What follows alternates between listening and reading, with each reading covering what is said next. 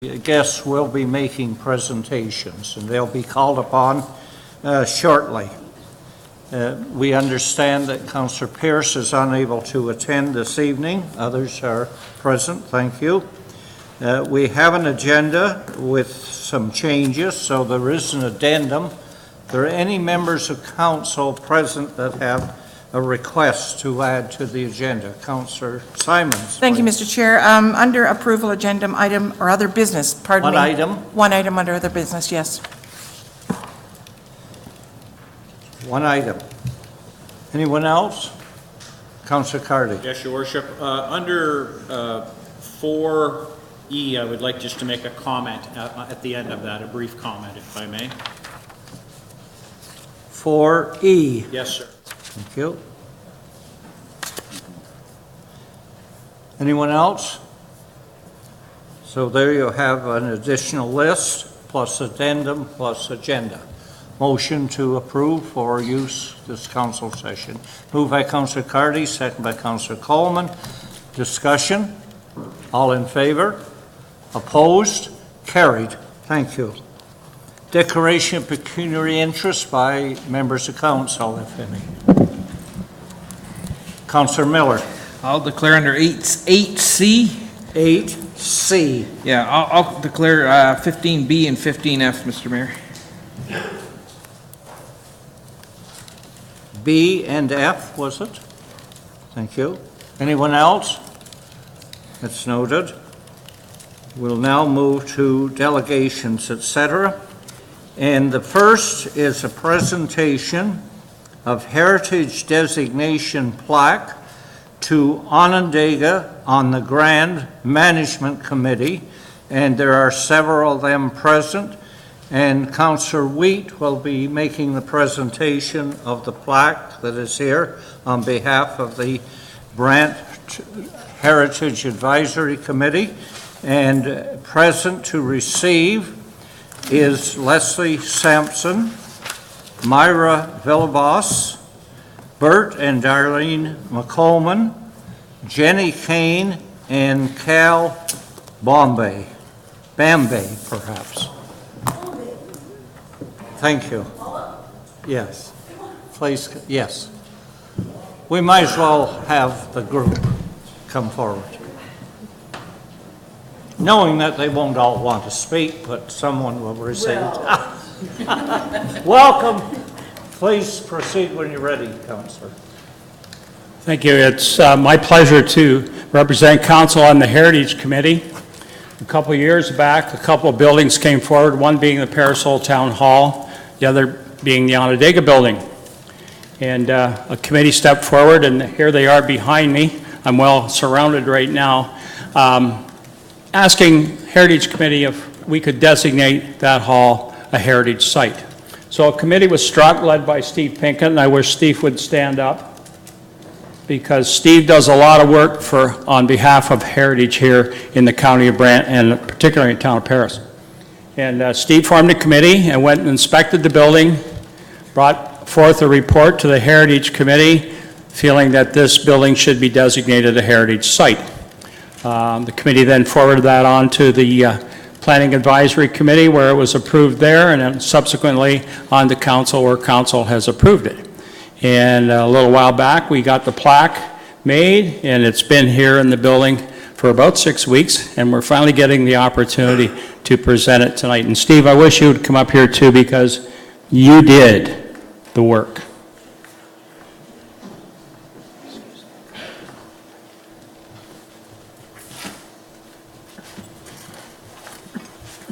And here it is. This will be attached to the building in Onondaga and will remain there forever, and it's now a heritage site. And my heartiest congratulations to this committee behind me, because they've put a lot of work into that site, fixing it up, and it needed a lot of fixing up.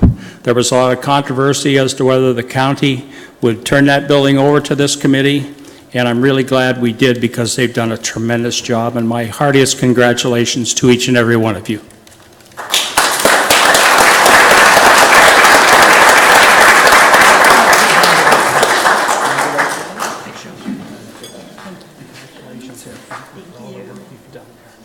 Thank you.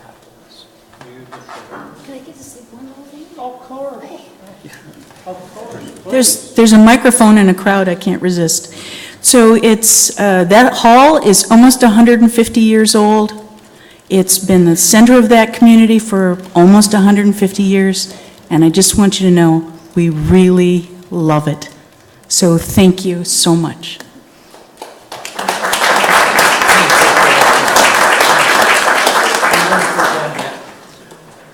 On behalf of the County Heritage, I'd like to present you the plaque, and we're also just thrilled that you're actually taking the building over. Let's get a picture here, Steve. Thank you. The very best. We hope to do as well with saving the Paris Old Town Hall as you've done. Yes, absolutely. Thank you. Thank you. Thank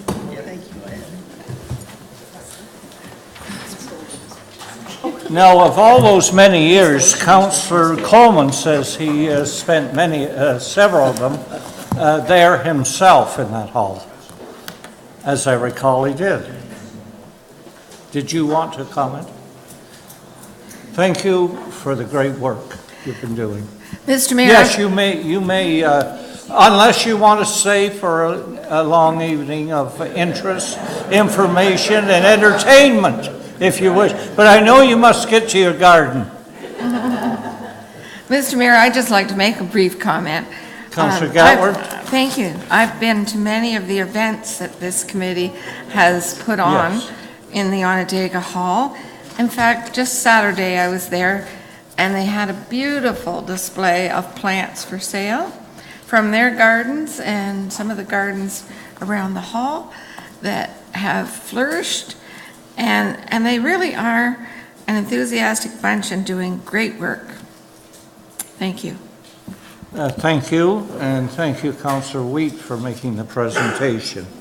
Next, we have John Gilson and Maurice Cheveldayoff of the Brant Condominium Corporation Association with a request for support of resolution re safe egress for basement bedrooms. Welcome. Please proceed when you're ready.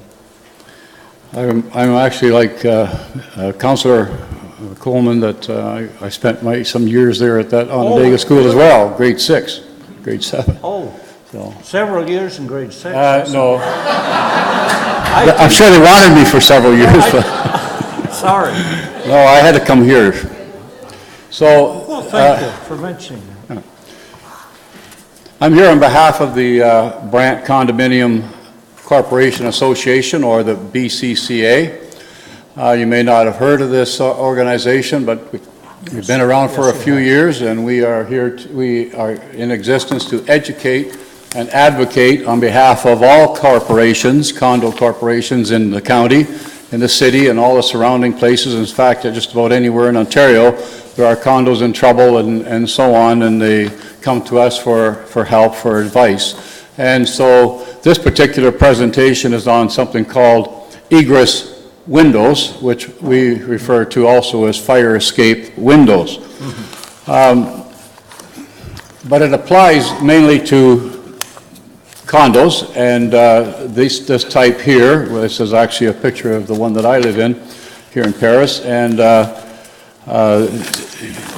has basements. So all these condos have basements, and they have rooms in the basements, and that's what this presentation is going to be about. When a developer or a builder builds a condo, generally speaking, there are 2 bedrooms on the main floor. And the first one is, besides the kitchen and all the other main rooms, but there's a bedroom, and one is called the master bedroom. You can see that up in the upper left-hand corner. But there's also a second bedroom, which is the one on this particular layout, which is the layout of my place. Bedroom number 2. It's a much smaller, yes, it's a much smaller room, and in a lot of condos, it's really almost too small to be a bedroom. It is perfect for being a den, or a computer room, or an office, and I think over 90% of the people that's what they'll use it for. But it is a two-bedroom condo. Now, when a condo is built, and the purchaser it comes without a finished basement, but then the purchaser has the option of finishing the basement. And often a finished basement just means that there will be a family room, which is there, with an optional fireplace, and a bathroom, and this other room up in the top left-hand corner that's called the office.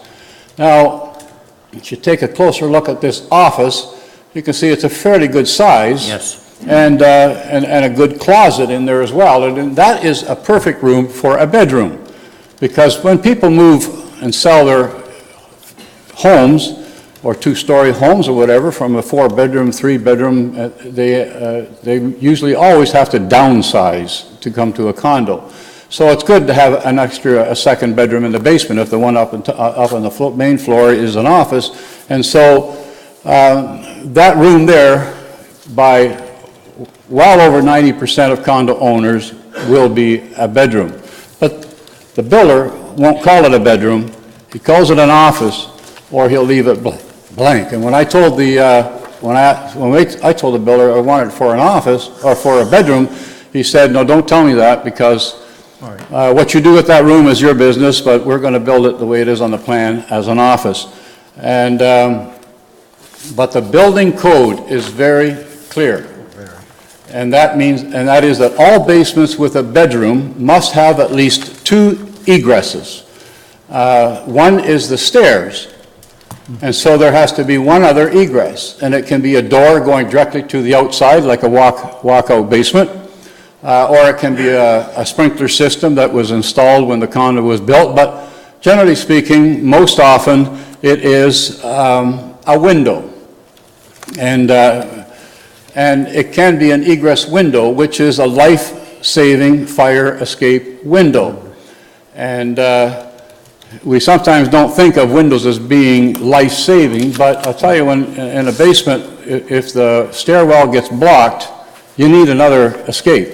And that's where the window comes in.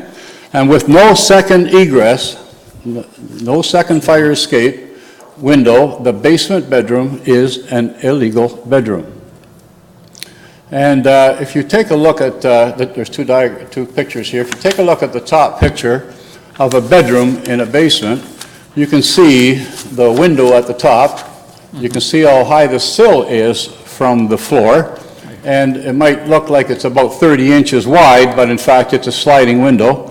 And when you do that, when you slide the window open, you really only have about 15 inches or less of width, plus your height, which means you either get a step ladder or you're going to have to put some furniture there or dresser. But if you look at the bottom picture, you have a window well, and that window is that window that's up there in the top picture. So if you look for the top pictures down there, and you can see that with the window well only being about 12-15 inches from the window, from the wall, anyone with any kind of a physical limitation is going to have trouble getting out of that window, and as well as anyone who may have put a few pounds on over the summer may have trouble getting out of that window as well, to be realistic. But this would be the finished basement with what is called the office room.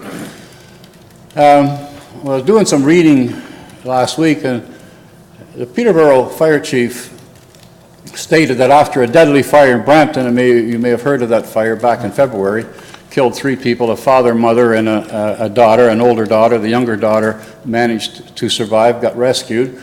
But he said that many fatal fires occur at night when everyone is asleep.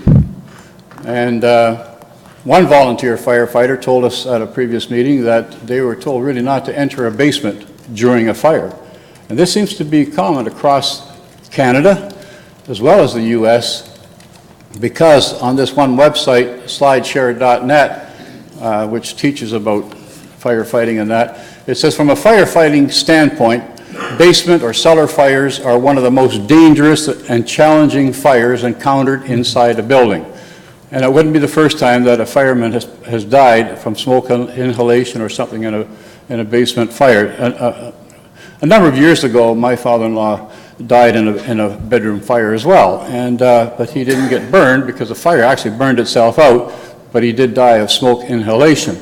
And don't forget, down not near those stairs would also be your furnace and gas pipelines and hot water heater and so on. So in an explosion, the stairwell could very well and very quickly get blocked. But keep in mind, you might say, well, I don't have a bedroom downstairs. But maybe you have a pull-out sofa bed or an air mattress or some other method that people use in a basement, in a condo, and so on. Or if you're like me in the middle there, I can sit down 10 minutes and be asleep watching TV after a day's work. So we're talking a sleeping area also, not just that this applies only to bedrooms in a basement. One newspaper stated that I was reading that Brampton is estimated to have 30,000 illegal bedrooms in basements. And it's also estimated, like in Toronto, that there's tens of thousands of people across the GTA who are living in illegal basement apartments, because a few years ago, the government allowed homeowners to put in apartments to raise a little bit of extra money.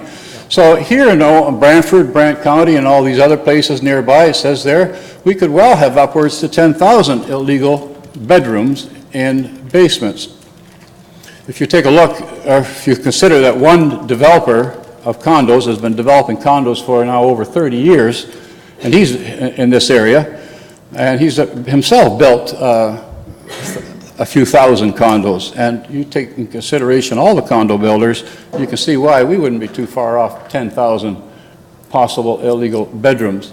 And when you go out and purchase a home, today, generally speaking, you would get a home inspection, because the home inspection will give you a little bit, tells you a little bit about the health of the home. And then if it passes the home inspection, generally the person purchases the unit. Well, Mr. Gilson, 1 minute. I need more than a minute, but I'm getting there. So a status certificate is similar, and it offers a snapshot of the well-being of a corporation, but there's been some court cases dealing with a status certificate, and if you were purchasing a condo, you should ask for the status certificate. Because one person bought a 3-bedroom condo that was advertised as a 3-bedroom condo. It turned out after he moved in that it was only 2 bedrooms because the one in the basement was illegal, so he took the corporation to court and he took the seller to court because the status certificate didn't indicate that there was anything wrong. And so there have been a few lawsuits over here, and I just need to finish off with this insurance statement, if I may, Your Worship. Yes, go ahead. Dave Auda is from Cowan Insurance, and he's also on the board of directors of the new Grand River chapter of the CCI. And he says that the unit, the condo unit, needs to be a legal unit for insurance to apply. Oh. The owner needs to abide by the law. Failure to abide by the law would lead to claims being denied and a policy being void. And it is actually a challenge for insurance companies to ensure that all basements are legal, because they don't always come down and check and so on. But if it's inspected and irregularities found, the policy may be canceled. But if a claim is registered that from a fire in the basement or something like that, and an inspection occurs and irregularities are found, the policy may be null and void. And a lot of people don't realize that. Everybody has an insurance policy, but if you have something that's illegal, you may not be able to collect on it. And the final thing I'm saying here is that for a builder to put in a life-saving egress window may not cost them any money at all, or maybe $100 or $200. But for us to go back now and retrofit a proper window in there, cut through the concrete, excavate for a larger window well and everything else, I got 2 estimates, and they're between $2,000 and $2,500, and that's why a lot of people don't do it. It's just too much money, it seems. But compare that to $100 or less for a builder to do it as well. And that's why we're asking for council support when we approach the Ministry of Municipal Affairs and Housing to force all builders of condos to put in a second egress in the basement. There you go. Thank you for your presentation. Questions by members of council? Anyone? That means your presentation is very clear and your request is very clear, and it will be dealt with council shortly. Okay. Thank you Thank you. for coming forward. Next, presentation is by Frank Borghoff, representing residents of Bishopsgate Road, and regarding funding for natural gas line extension. Welcome. Please proceed when you're ready. Thank you, Mayor Eddy. Mayor Eddy, members of council, staff, interested parties, ladies and gentlemen. I'm Frank Borghoff, and I'm representing a group of concerned citizens about the lack of natural gas along Bishopsgate Road and other areas within the county. My focus is mainly on Bishopsgate Road and a few side roads that run off of Bishopsgate, like Burford Township Road 13, Maple Grove Road, and Fairfield Road. The reason for the project is because the current cost of energy for business in rural areas is not sustainable. The current expenses incurred by small businesses must be addressed so they can continue to support our farmers, rural businesses, and homeowners. For all the rural inhabitants, if we reduce their energy costs, they will have additional income to spend within the county for goods and services. Natural gas would also be environmentally friendly. No need for oil tanks on the property, no more spills, and soil contamination. Insurance could also drop substantially. What I've found is that a number of individuals that are covered in the area that we're actually looking at the distance between the village of Scotland to Fairfield Road, coming down Maple Grove about 0.3 of a kilometer, and going up Burford Township Road 13 about a kilometer. Okay, that's the area that we're concerned with. And I visited all of these properties except one. And the sheep wouldn't let me into this guy's property, so. In fact, he's not even there. The occupancy cost for the utilities in the group of residences varies from about $6,000 per year to $15,000 per year. The occupancy cost for businesses varies from $20,000 to $50,000 a year. Some of them very small businesses, 3-4 employees. That's a lot to carry. On most sites, oil is the primary heating source. Propane is used by some, geothermal by a few, and electricity by a couple more. Most also use electricity for their hot water or supplemental heating in the case of geotherm. The project would involve 3 businesses, 4 agribusiness, and 2 commercial, as well as 25 residential units. What would be required is about 3.5 kilometers of new gas line. Currently, natural gas is almost at the corner of Highway 24 and Maple Grove Road. It's about 0.6 of a kilometer from Bishopsgate Road on Fairfield Road, and it's over on Maple Ave South, which is approximately 1.6 to 1.8 kilometers, depending on which road we cross.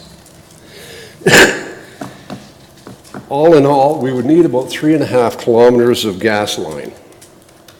Cost estimate about $220,000. The province brought out a new program in February of this year, but the particulars of that program were not released until April the 21st.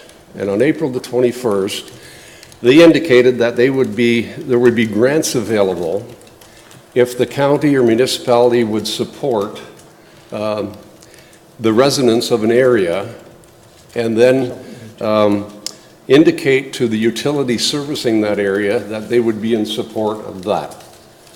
The amount of grant is not stipulated. It's totally up to the province. But there's some urgency because this program actually expires, or all the particulars have to be into the gas company by June 30th, so they can have it into the province by July 31st. Or actually, July 1st, excuse me, July 1st and July 31st.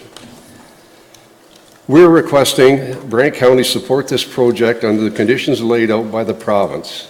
Provincial grants are available.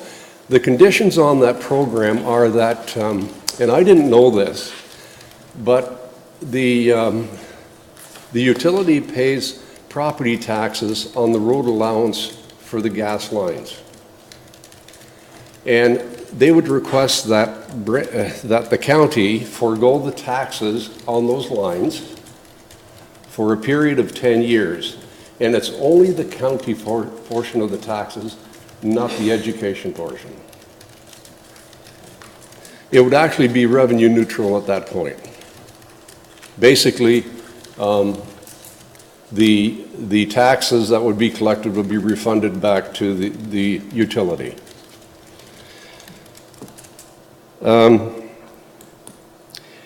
Also under that program, there could be, the Union Gas could fund the project, so the out-of-pocket expense for the individual wouldn't be all at once. It would be added to their gas bill over a period of years.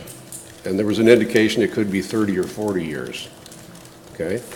The biggest drawback, I guess, would be that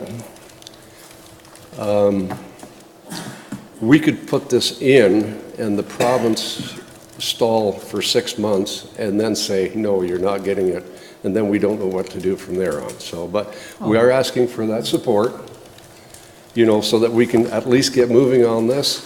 I'm working behind the scenes to see if we can get other types of funding, you know, work with Union Gas to see what we can do for the ratepayers there. We have approximately, well, I indicated the number of units. We only have about 5 people that wouldn't be on stream with this, okay? And 3 of those burn wood because they really can't afford fuel oil.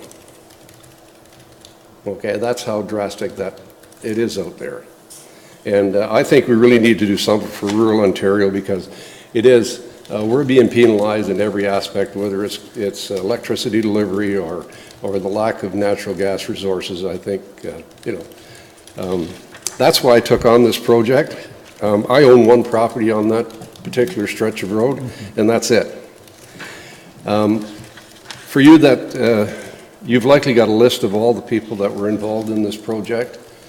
And actually, the information that was presented to you, I wish you would take a look at it. But all we're asking for the council to do is support and write the utility that you are in agreement with the rules to obtain a grant under the stipulations set out in the current proposal. Any questions? Yes, thank you for your presentation. It's a matter that has come forward and should have long ago, and I'm very pleased that the Rural Ontario Municipal Association and the Association of Municipalities of Ontario and the Federation of Agriculture are 3 large bodies who strongly support the expansion of natural gas services throughout Ontario, which has not had its share supplied. So thank you. Members of Council, Councillor Gatward.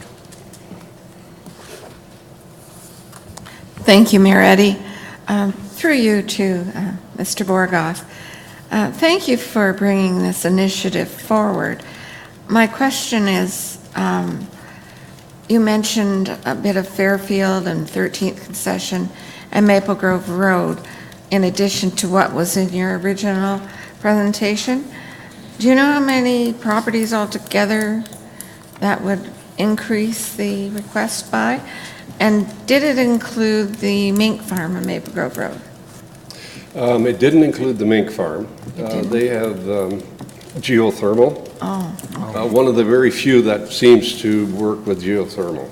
Okay, I have 2 other properties that the geothermal costs are horrendous because of the electricity costs. I see.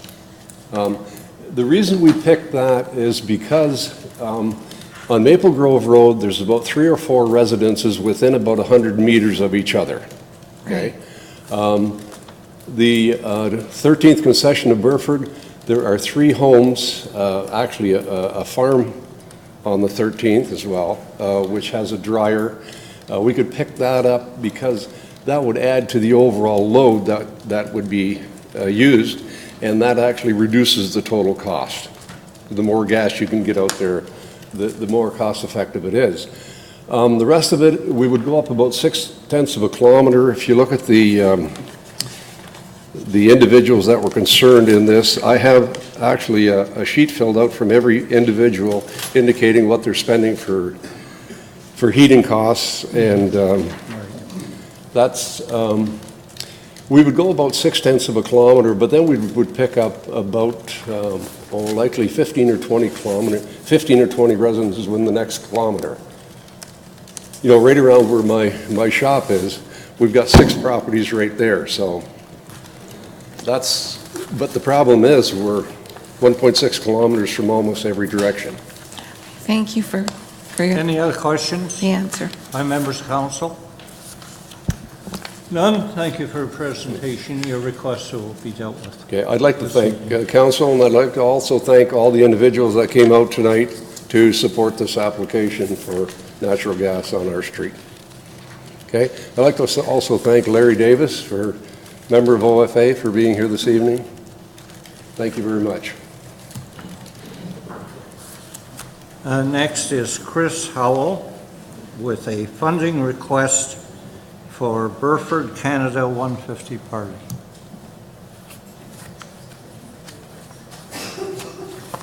Welcome. Please proceed when you're ready.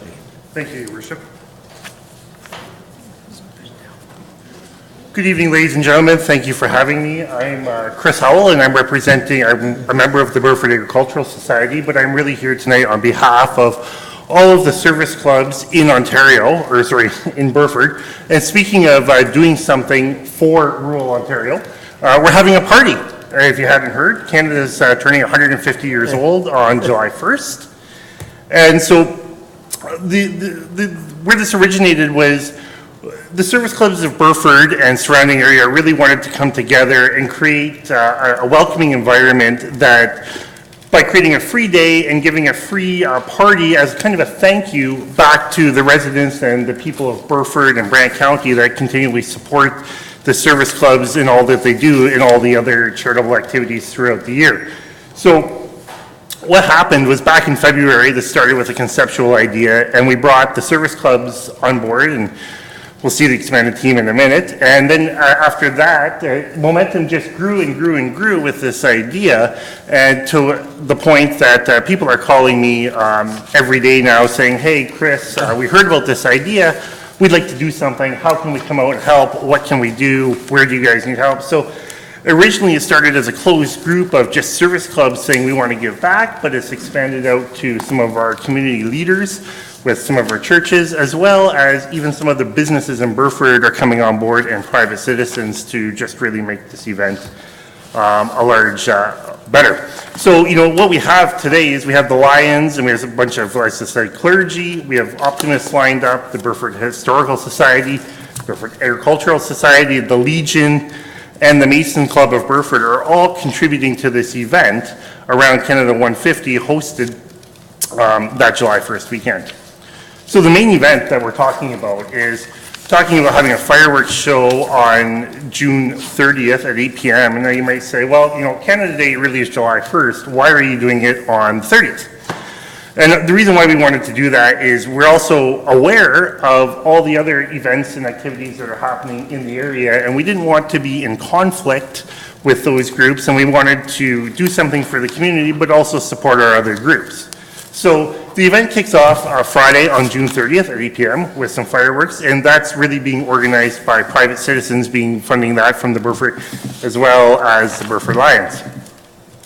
On July 1st, you know, a couple of the main events that we're organizing is we're organizing a Touch a Truck, and that's really coming together through businesses and private members in the community that are coming out, and we've actually got the military coming out, we've got a bunch of businesses coming out, the fire department, obviously.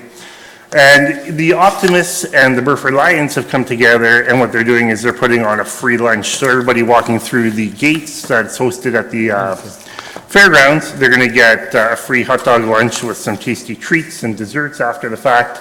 The Masons have provided some funding for some face painting. The members of the community are coming together to bring out some horses to provide free horse rides for the kids and the families, since that was such a success around the Burford Fall Fair. And in addition, for some of the older folks, we're also hosting an open house to meet and chat with the members of the service clubs that are around in that area.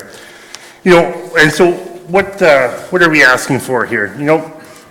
We're asking for councils to come together and join in a partnership with the citizens and the businesses of, Burford. And what I can say is that right now, we've got funding allocated for about $25,000 for the event through private donations and in-kind activities and everything like this. And from our ideal, that really leaves, a $3,900 funding gap. And so I'm not going to be ridiculous and stand up here and say I'd like $4,000. But my ideal amount right now would be somewhere in the ballpark of $2,400. And where that money would go to is that money would go towards directly funding some kids' activities, a bouncy castle and what have you, or for some various age-appropriate events. If fortunate, we'd like to get 3, but if that's not how the finances work out, we'll scale back accordingly. And what I do want to illustrate here is this really is a partnership. It's not that the money is going to, any leftover funds or anything like that are going to the Agricultural Society or the Optimist Club or anything like that. Any money, given and used at this event is spent entirely on the community and on the event itself, and nobody's pocketing any extra leftover funds or anything like that. So in closing, what I would like to do is I would like to invite all the councillors here and everybody else in attendance, if you're free on either the June 30th or July 1st, come on and stop by the Burford Agricultural Fairgrounds, bring your families, and let's have a party in Burford style. Thank you. Thank you for your presentation. Thank you. Questions of the delegation, please, by members of council? Anyone have a question? None at this time. Thank you for your presentation. We will deal with your request later. The next delegation is Cindy Brant, Executive Director, Primacare Community Family Health Team, and John Bell, Community Hub Task Force, here regarding Community Health Hub update. Please come forward. Both of you coming forward this time. Oh, John is here. Welcome. Please proceed when you're ready. Thank you.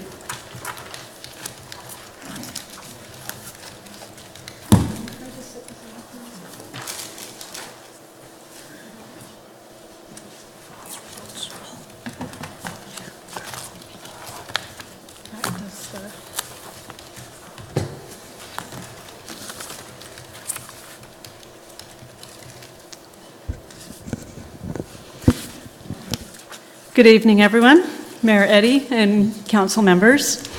I'm Cindy Brant. I am the Executive Director for Primacare Community Family Health Team, and I'm also the Chair of the Community Health Hub Task Force. With me tonight is John Bell, our Project Manager, Dr. John McDonald, and we also have Councillor Cardy, who's here wearing 3 hats.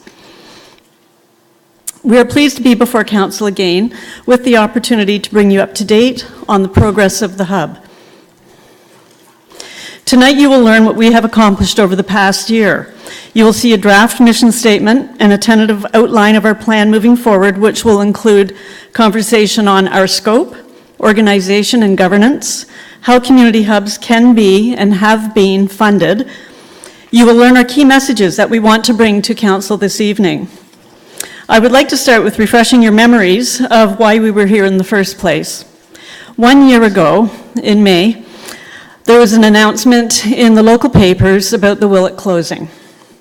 And this announcement caused quite an uproar in the communities. Community members were angry, upset, frightened, and anxious following this announcement. They demonstrated their many emotions through petitions, letters, and through direct contact with their council members and local government officials. As a result, leaders of County of Brant and Brantford Healthcare Services, as well as local government officials, were called together by Dave Levac. And Dave asked us, how are we going to fix this? How will we restabilize this community? I'm sure that I don't need to remind all of you what a big deal this was, and still is. And the idea of a community health hub was born along with the task force. Over the past year, we have defined our plan for this community hub. We have met with the Premier's Special Advisor on Community Hubs, who encouraged us to continue on with the great work we had started and accomplished. We've identified local businesses and healthcare agencies throughout the County of Brant and Brantford who are interested in being a part of the creation of the community hub and either partnering or collaborating with us.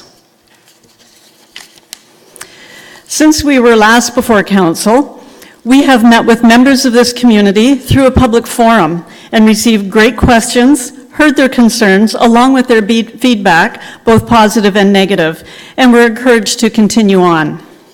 We have concluded that the time has come to move from a task force to a delivery-focused planning group.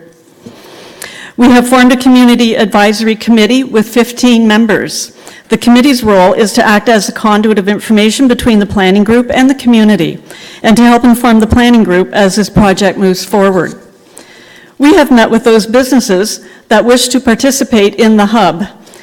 16 businesses or agencies are at the table.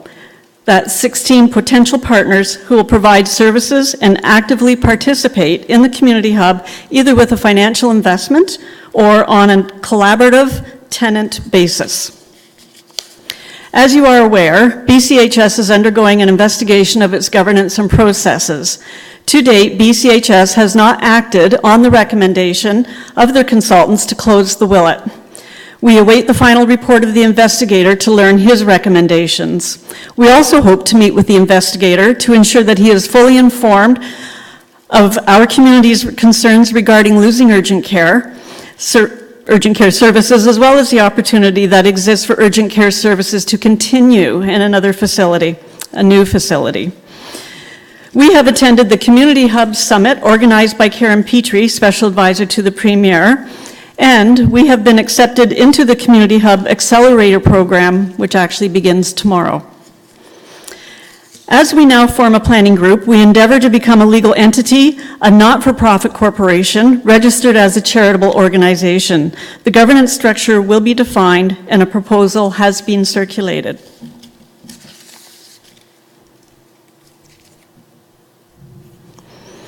Our draft mission statement is creating a community health hub for Paris and surrounding areas with access to co-located and integrated health and social services, community services, and other community programs in a custom-designed new or renovated building or buildings by 2020. And this graphic shows next steps as we progress through the remainder of the year. And at this point, I'd like to turn the mic over to John Bell, our project manager. Thank you very much, Cindy. You may have noticed from the previous slide that the end date of 2020 incorporates about 1 year of construction. The other 2 years are really about planning this hub. And my experience as a project manager is the better you do the front-end project planning, the better the end product will be. So this year of 2017, you can see the highlights there are the things we have to do. And starting with the creating an organization, we need to become something legal in order to let contracts, to collect money, to put our name out into the world. We would like to be known as the Brant Community Health Hub, reflecting the fact that it's not just about Paris, but it is a facility for the whole of the county of Brant.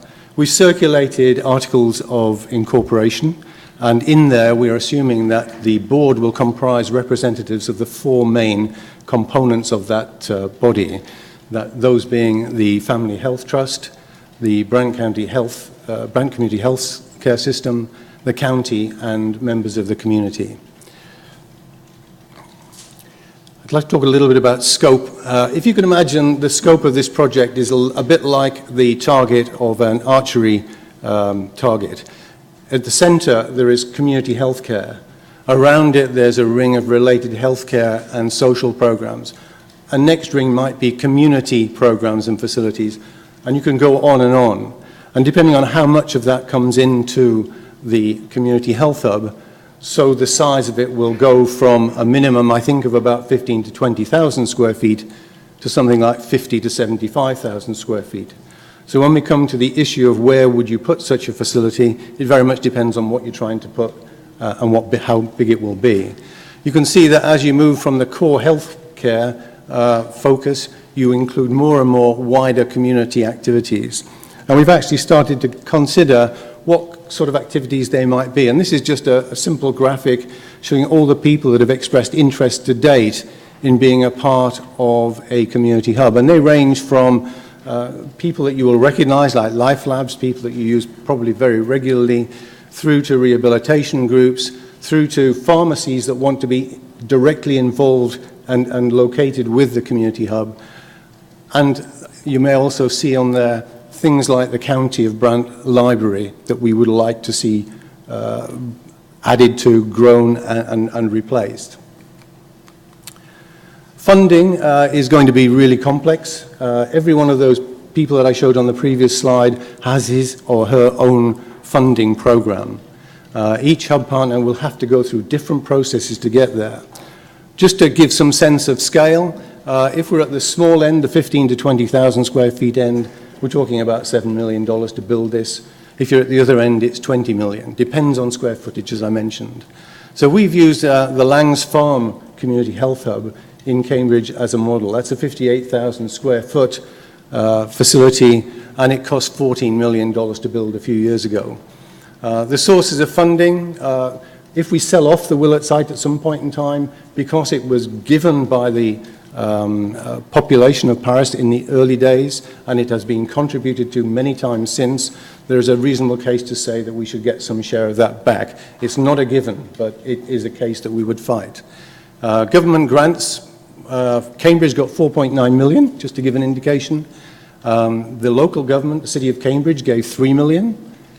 They raised something like 2 million themselves, which is another reason why we need to become a not-for-profit organisation that can morph into a charitable organisation. Mr. Bell, 1 minute, please. Thank you very much. They also ended up taking a mortgage of $4 million. So it's not a given that you can raise all the money yourselves. A big alternative is to have somebody build it and then to lease it back. Key messages, I'll skip that one if I may and just move on to the specific requests of the county. We want the county to be a partner in this. And to start that process, we'd like your support to the incorporation of Brant Community Health Hub as a not-for-profit organisation. We would like you to nominate 2 directors to the board. We've had 2 representatives of the county so far on the task force. I'd like to allow this new organisation to use the county office address because there is no community health hub yet. There is no physical body there. We would like to get some legal help as we go forward. We have no people on board, no full-time people, just volunteers. And I would like the county to remain open to the idea of financially supporting us as we go forward. So I think this is an opportunity. It's not a cost, it's an opportunity. So I would ask that you hold in your mind the opportunity to give back to the community, to provide something that is a focus for all of our community. All 35,000 of us in the county of Brant can benefit from this. I think your leadership as a county is absolutely vital, and we seek your support and involvement. Thank you. Mr. Mayor, I'd like to grant the presenter an extension to continue in light of the fact that this council asked them to come and present and get us up to date. So I'd like to, with the permission of council, grant an extension to the presenter. Okay, thank you. Back to your key messages. Yes, sir. Yeah.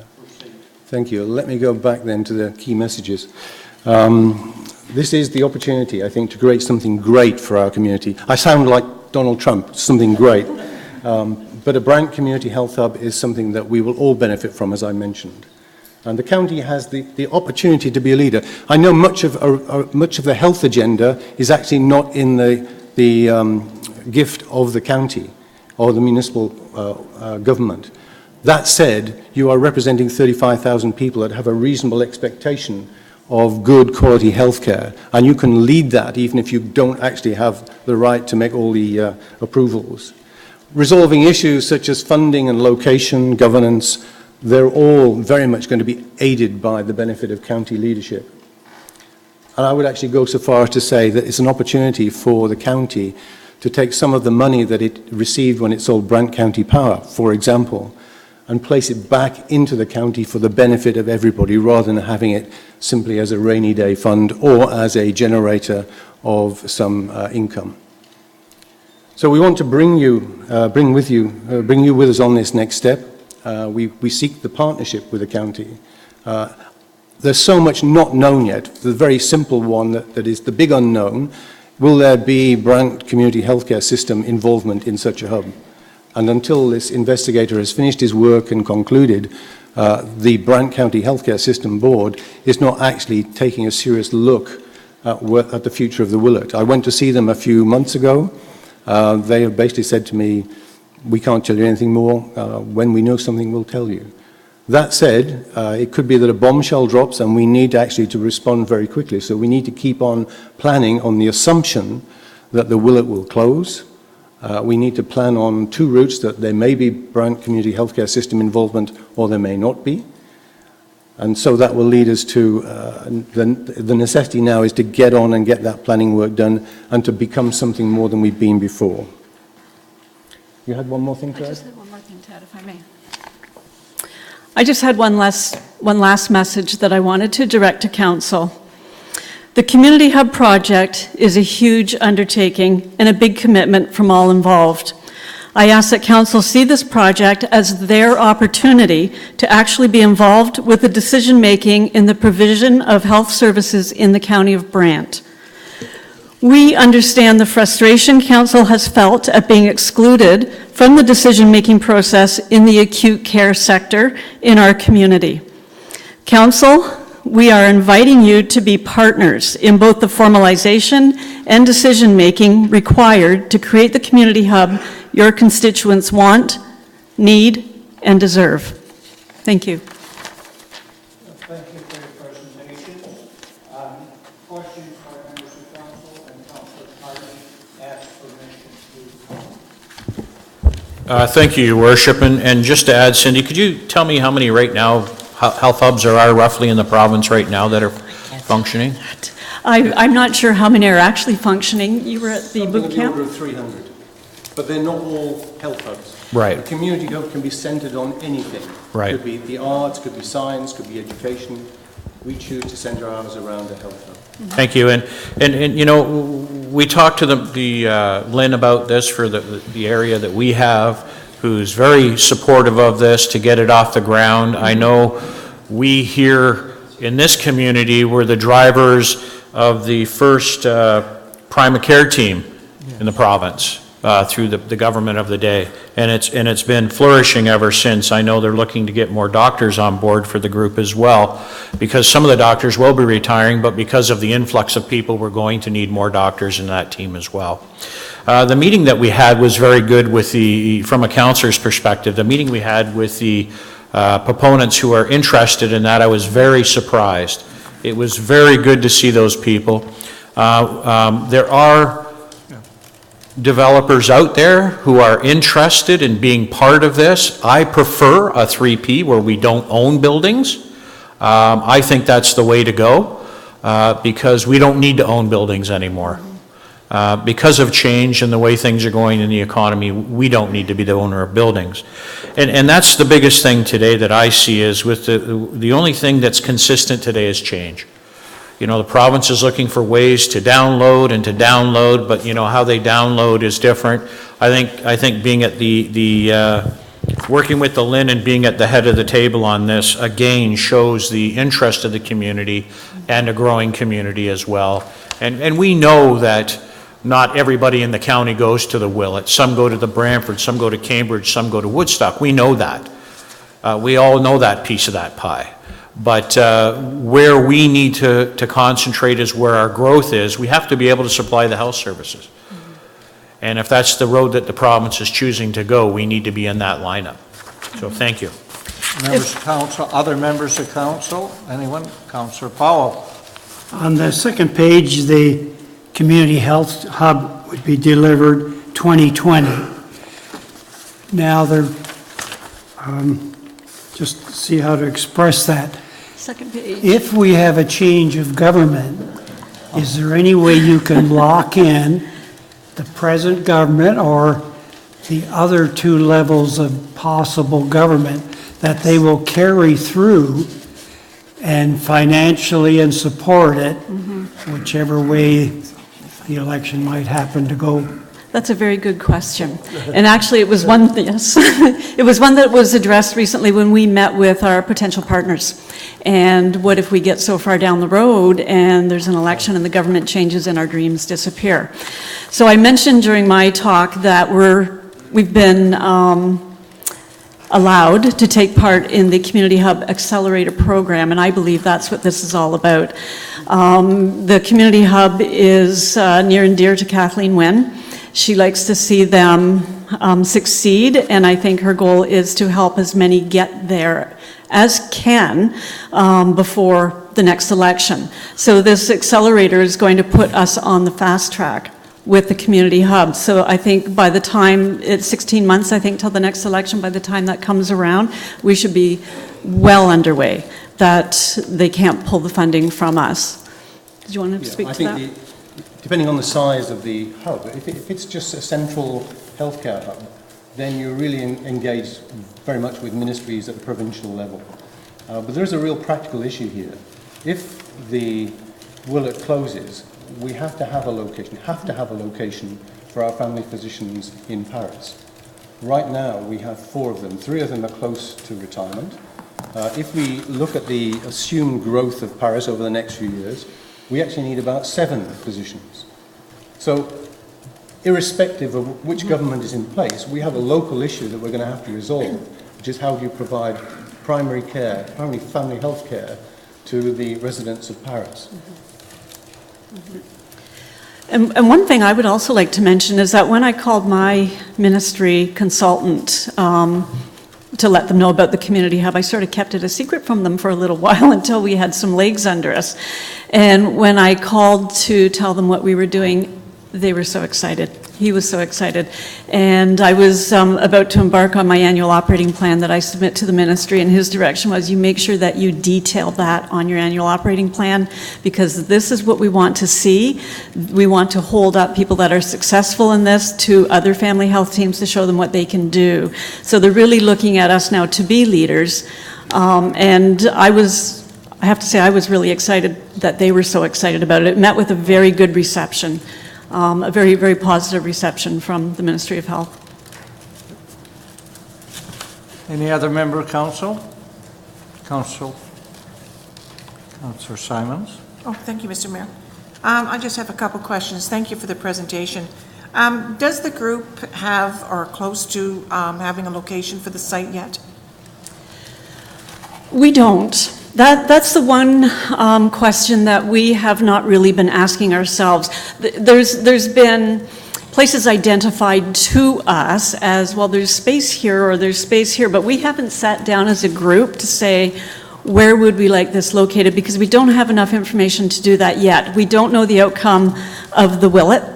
Will it be closed? How big are we going to be? How many square feet do we need? Are we able to repurpose the Willett? Or are we so big that we need a whole new space that we can build and then add on to again in another 10 years down the road? So that would be a discussion.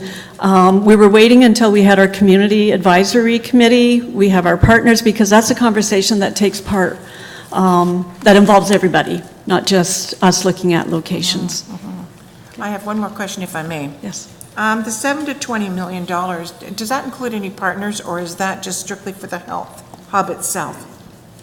Go ahead. Well, the $7 million would simply cover the cost of providing a facility for a family health team with 7 physicians and all that goes with that. Okay. That's, if you like, the bare minimum.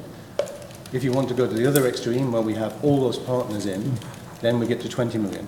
And we've assumed that some of those private individuals or private companies would make a contribution. If indeed we went a route of a capital build, if we go a route of having somebody build it for us and then leasing, then that capital issue is less important. So I guess if I may follow up on that, if the library were to join your group, the county would be supplying the funds for the library, plus you're asking the county to supply funds for the hub. Am I correct or not? No, we have no fixed ideas yet on that. Okay, I'm just throwing it out at you. No, we would love to see the county make a contribution. Their contribution may be the cost of a new library or the community service office. Okay, thank you. Councillor Palmer?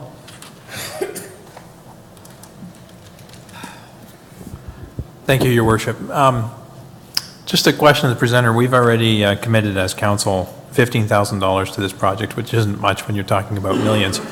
But, you know, before we get into legal and stuff like that, do we need an accounting of where that money has gone?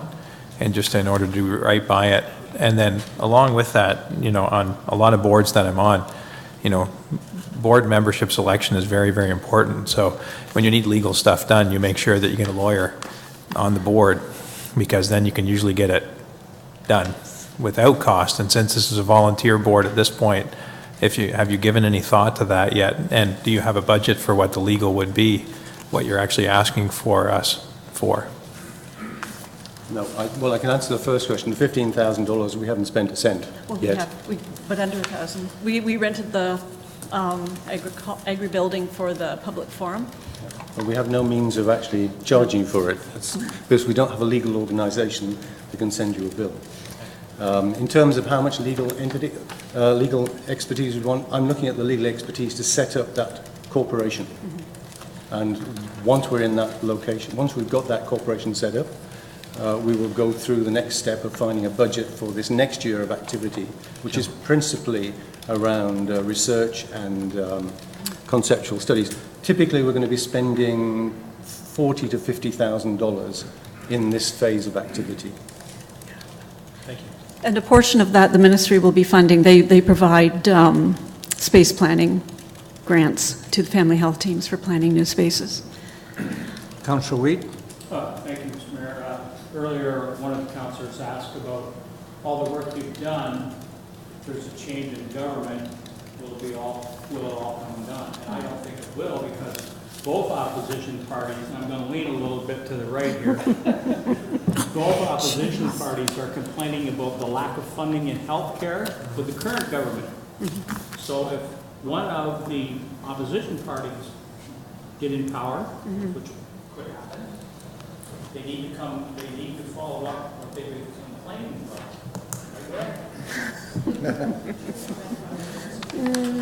Councillor Gatward?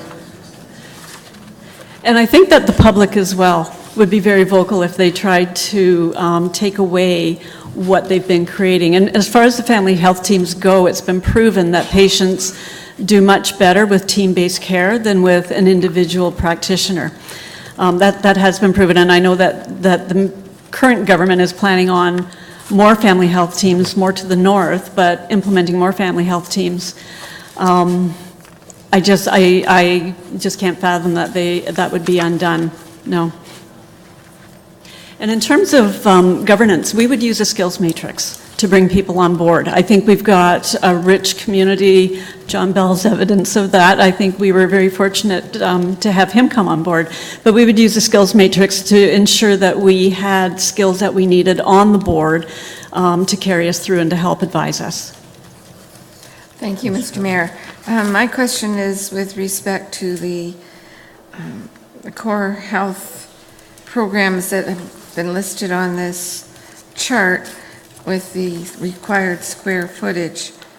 The healthcare items listed up to the hearing clinic, for instance, Is that the 15 to 20,000, or is that just primary care, urgent care, and diagnostic imaging? The 15 to 20,000, our friends in the family health team make an estimate of what they need, and it's somewhere between 15 and 20,000 square feet just for them. So Just for these first two? just for the first one. Just for the Very family first health team, not urgent care, that's just what Brant, we'll require to urgent- bring in new docs. Urgent care and diagnostic imaging probably need another 5,000 square feet, if they come, and that's not certain yet. But thereafter, you start adding on to get to that total of 50 to 75,000 square feet. Okay, thank you. And how many square feet do we have at the Willett currently, total in the building? 75,000 square feet, of which 50,000 square feet is actually usable. 75,000 with 50 usable. Thank you. Councillor Miller. Thank you, Mr. Mayor. Through you, to the presenters, there's been no decision to close the Willett, yes? Right. Okay. How do you respond to concerns that the work that you're doing in creating a community health hub makes it easier for them to decide to close it? Because they could say, well, let's close, they're working on a community health hub, I think they'll be all right. How do you respond to that? That's a good question. They could respond in that manner, but the decision to keep it open still does not keep the family health team at the Willett. We need to expand. We need more room. We can't expand our programs. We can't bring in new physicians. So we're looking at a move anyway. I don't know. Do you have anything further to add to? The Willett is losing about $2 million per year, which last year was all the loss that the Brant community healthcare system lost. As we go forward, it will remain $2 million. And it's just such an easy target for the board and now the investigator to take that out. That said, to bring the Willett up to standard, the estimate is something like $14 million to bring it to current code level. Councillor Carley. And just to add on to what Councillor Miller's request, Yes. or concern was there, it was expressed to us in meetings that there's going to be two streams. There's going to be emergency stream, which is the hospital, which is a proper hospital, and then there will be a secondary stream, which would be like urgent care and things that follow under that nature, such as your x-ray, your what do you call it? You go out for physio, things like that. That'll be another stream. And I took out of some of the meetings that we had with Mr. Hornell and some people from his group that their main focus is emergency care. And his worship was sitting there with me when he said that. Our focus is emergency care. That's point blank what they said. It's not urgent care. It's not health creation. It's emergency care. That was their mandate to us. The Willett is owned by BCHS. It's leased out to many tenants, Now. including the family It health is team. now. The urgent care centre, which is operated by BCHS, has half of the number of people that go there every year come from Brantford. The percentage of people that come from Paris is relatively small. The definition of what is urgent care and what is not urgent care is not clear. And in fact, an expansion of the family health team with more physicians locally would take quite a lot of the load off the urgent care centre. If, as Brantford intend, or BGH intend to do, they expand their emergency room, and they've got a $12 million programme for that, it could well result in the reduction in the number of people coming to the urgent care centre here, which then would encourage them to close it. But that's not in their best interest because it costs far more for a patient to go to emerge than it does to urgent care. And our goal really from the outset has been to keep urgent care in this community for the community members. That was part of the deal when they closed the hospital, that you're provided urgent care. And we really have held BGH's feet to the fire throughout our meetings about urgent care and holding them to it. And to their credit, they've been at every meeting. They've done their presentation of what it could potentially look like.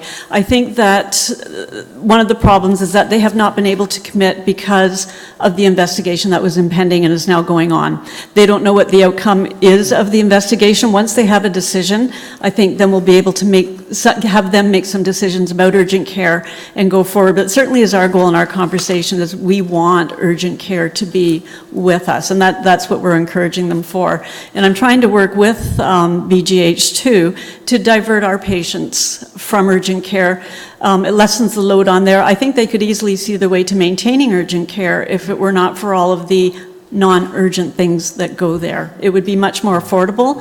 I think we'd be more successful in that regard. Councillor Powell.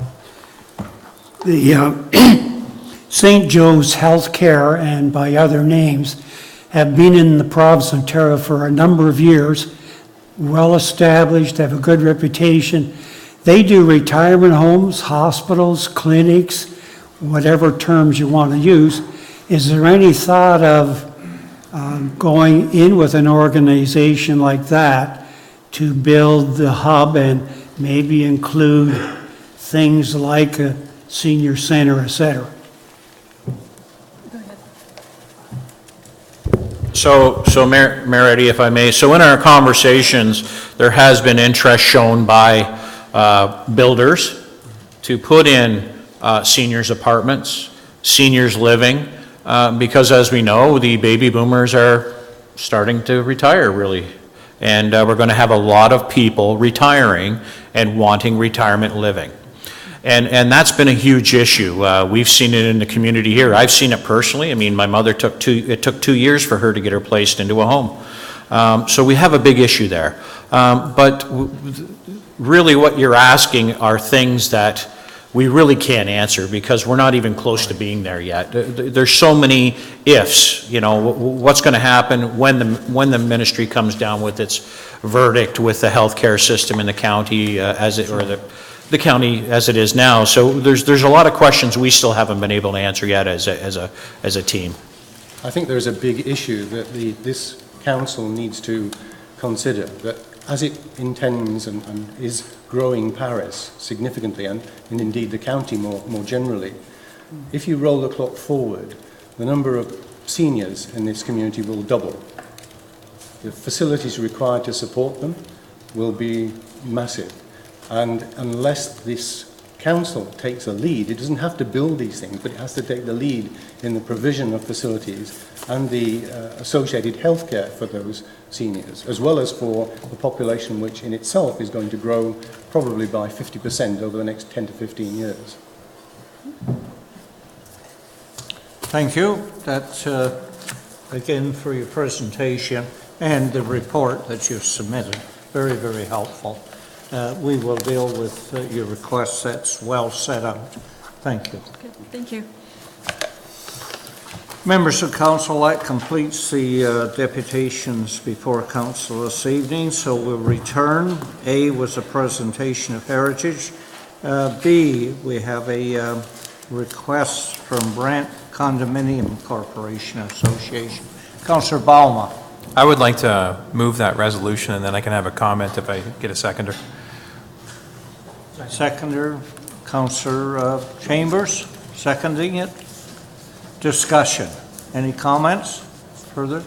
Councillor Bauman. Yeah, if I could, this is just a resolution of support. It seems like it's just condo owners, but this is something that's true everywhere. And I think changing the building code so that if you build a basement, it has to have a secondary means of egress is a very, very common sense approach to these things. And it's because I know I've slept in illegal basements before, either on a couch or in a bed, and I think many of us have those certain same situations. Or even if you do have an office and you take a nap and you find yourself in that difficult situation, what would you do? And so I think for the few $100s to even a couple $1,000s it would cost to change the building code so that a builder had to do that is very straightforward, and I think it would make a great deal of difference to have a secondary means of egress from any basement built. And so to me that makes sense. As a volunteer firefighter, it really makes sense.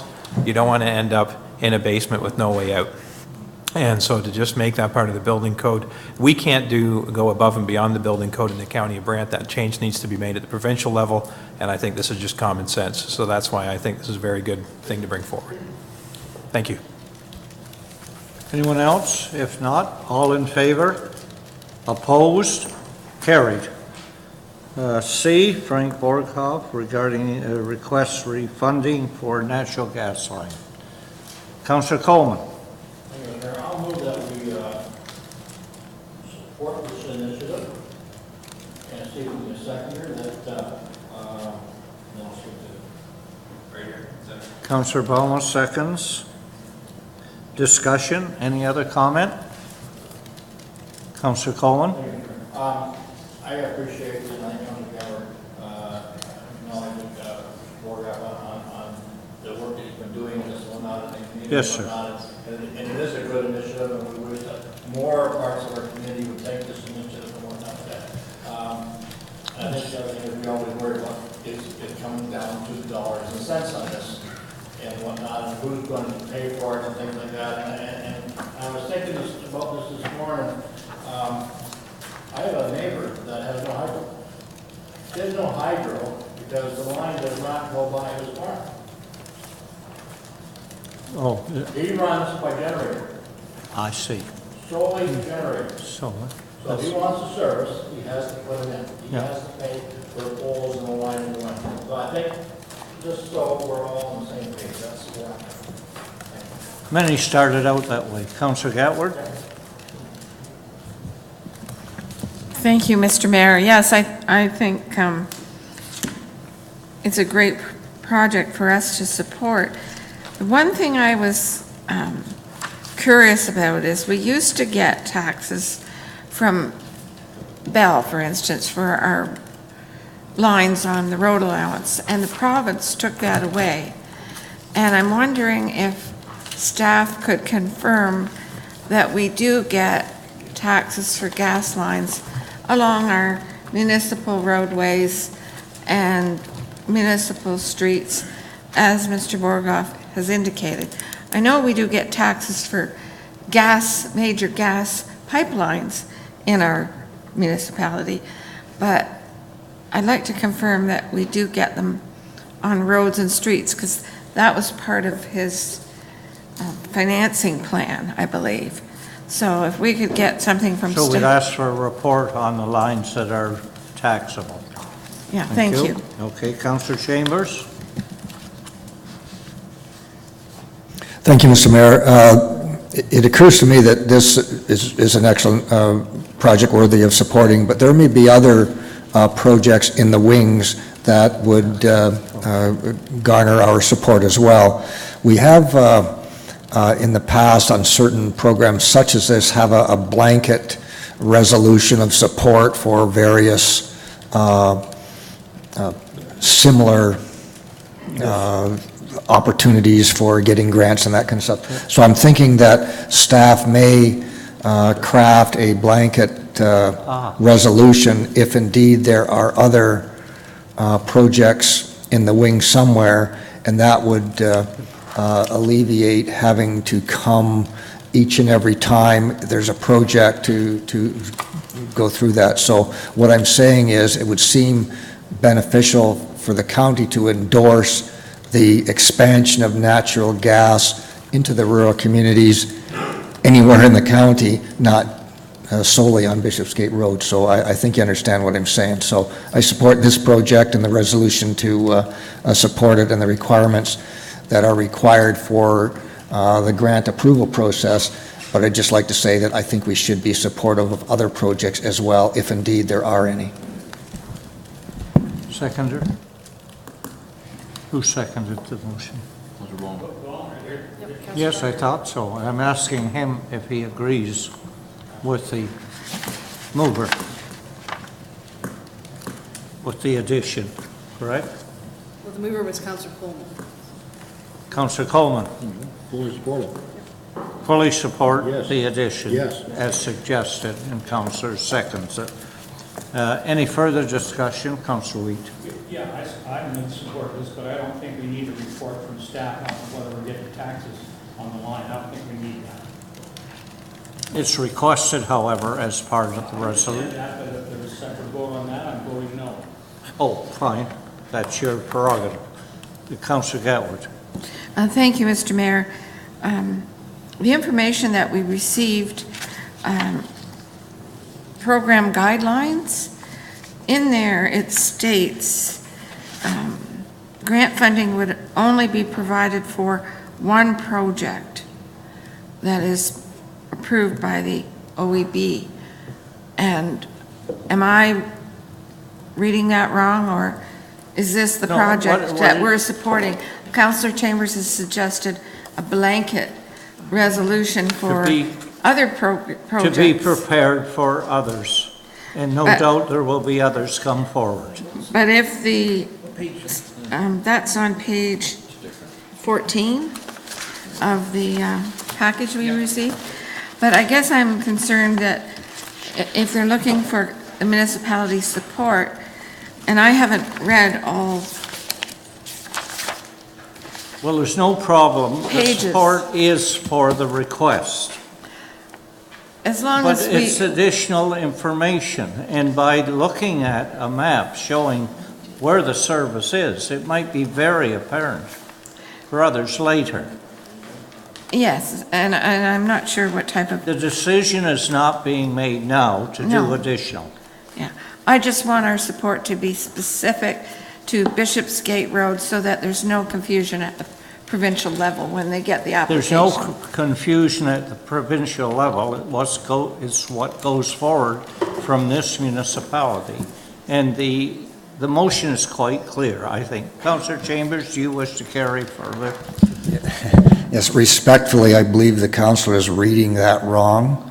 That refers to multiple applications for the same project. Oh. So if 6 people made Yes. applications It's for fair. Bishopsgate, only 1 would be approved. That's how I read that. So I think you're misreading that, and I may be wrong, but that's how I'm expecting or reading that. There was an additional councillor, Councillor Simon. Thank you, Mr. Mayor.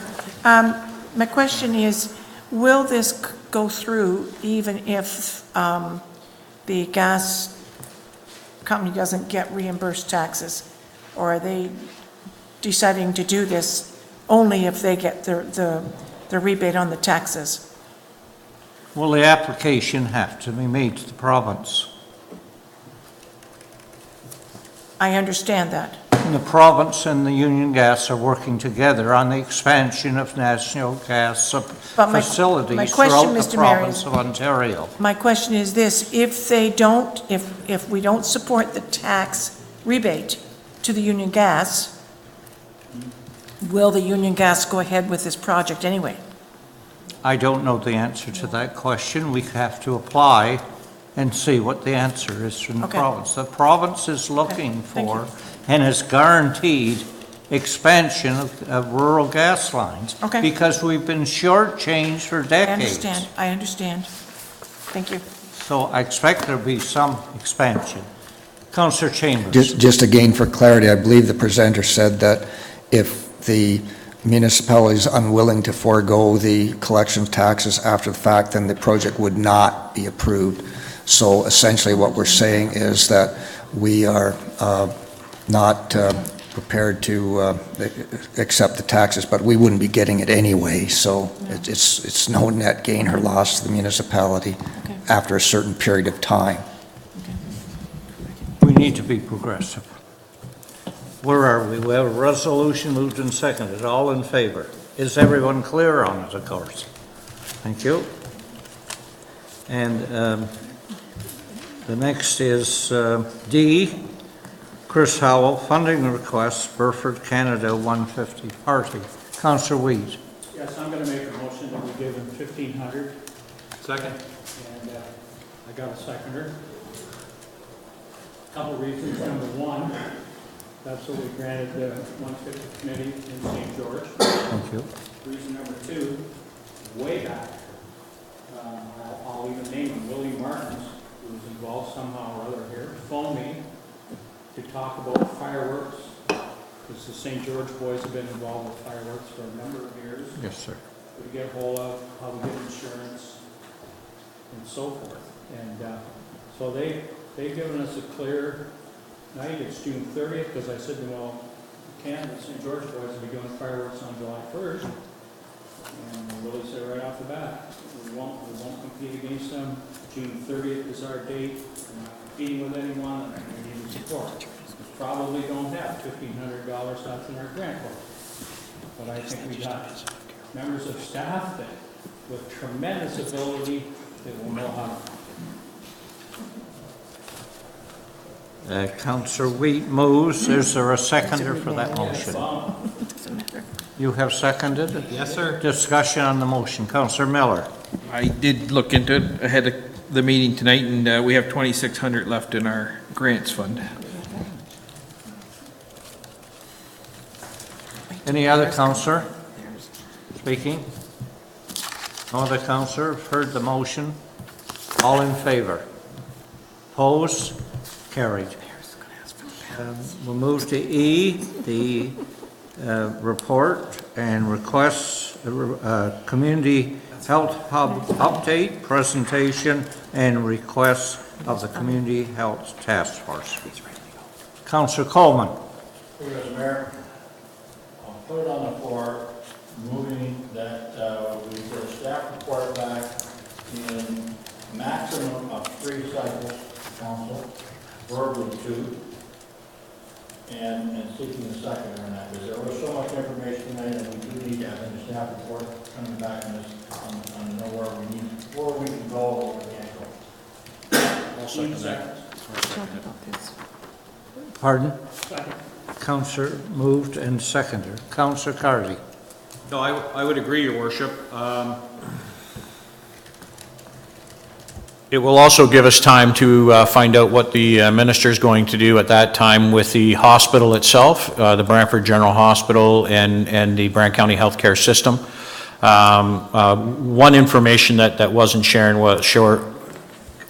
was the minister had talked about a new hospital in Brantford, but it won't be at this time for 20 years, as he's saying right now.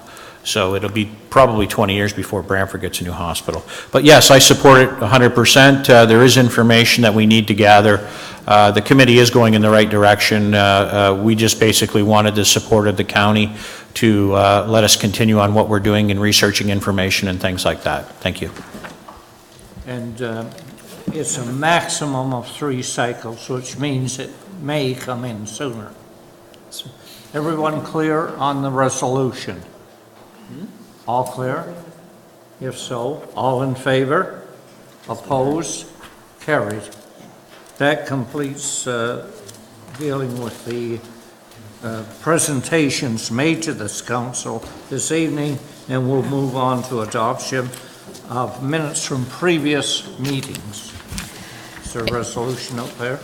Yes, it's moved by myself, seconded by Councillor Miller, that the Brant County Council minutes of April 25th and May 8th be approved. Any comment by members of council? If not, all in favor? Opposed? Carried.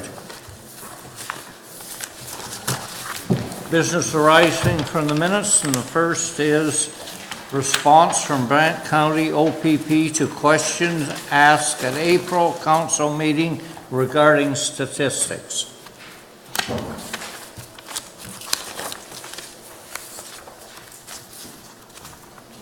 And that is 6. Oh, I don't have 6A. Do you have that? I misplaced it. 6A. Members, Council Coleman? Sorry. I was the one that asked. Yes, correct. I got that. So. Not that I wasn't here with it, but I Received? Yes. Seconder? Motion to receive, seconded. Councillor Miller. Members, any member of council? If not, all in favor? Opposed? Carried. B, delegation request for reduction in farm tax ratio. Staff report CD 17-43, deferred at Corporate Development Committee meeting attached. Committee meeting attached.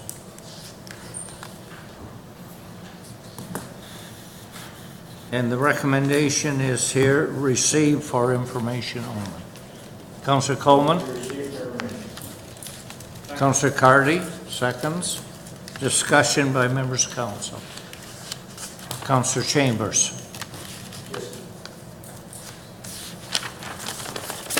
Just to be clear, then, if we receive it, then no further action is going to be carried out, and then the status quo would be in play? Is that what I understand the recommendation to be? Correct.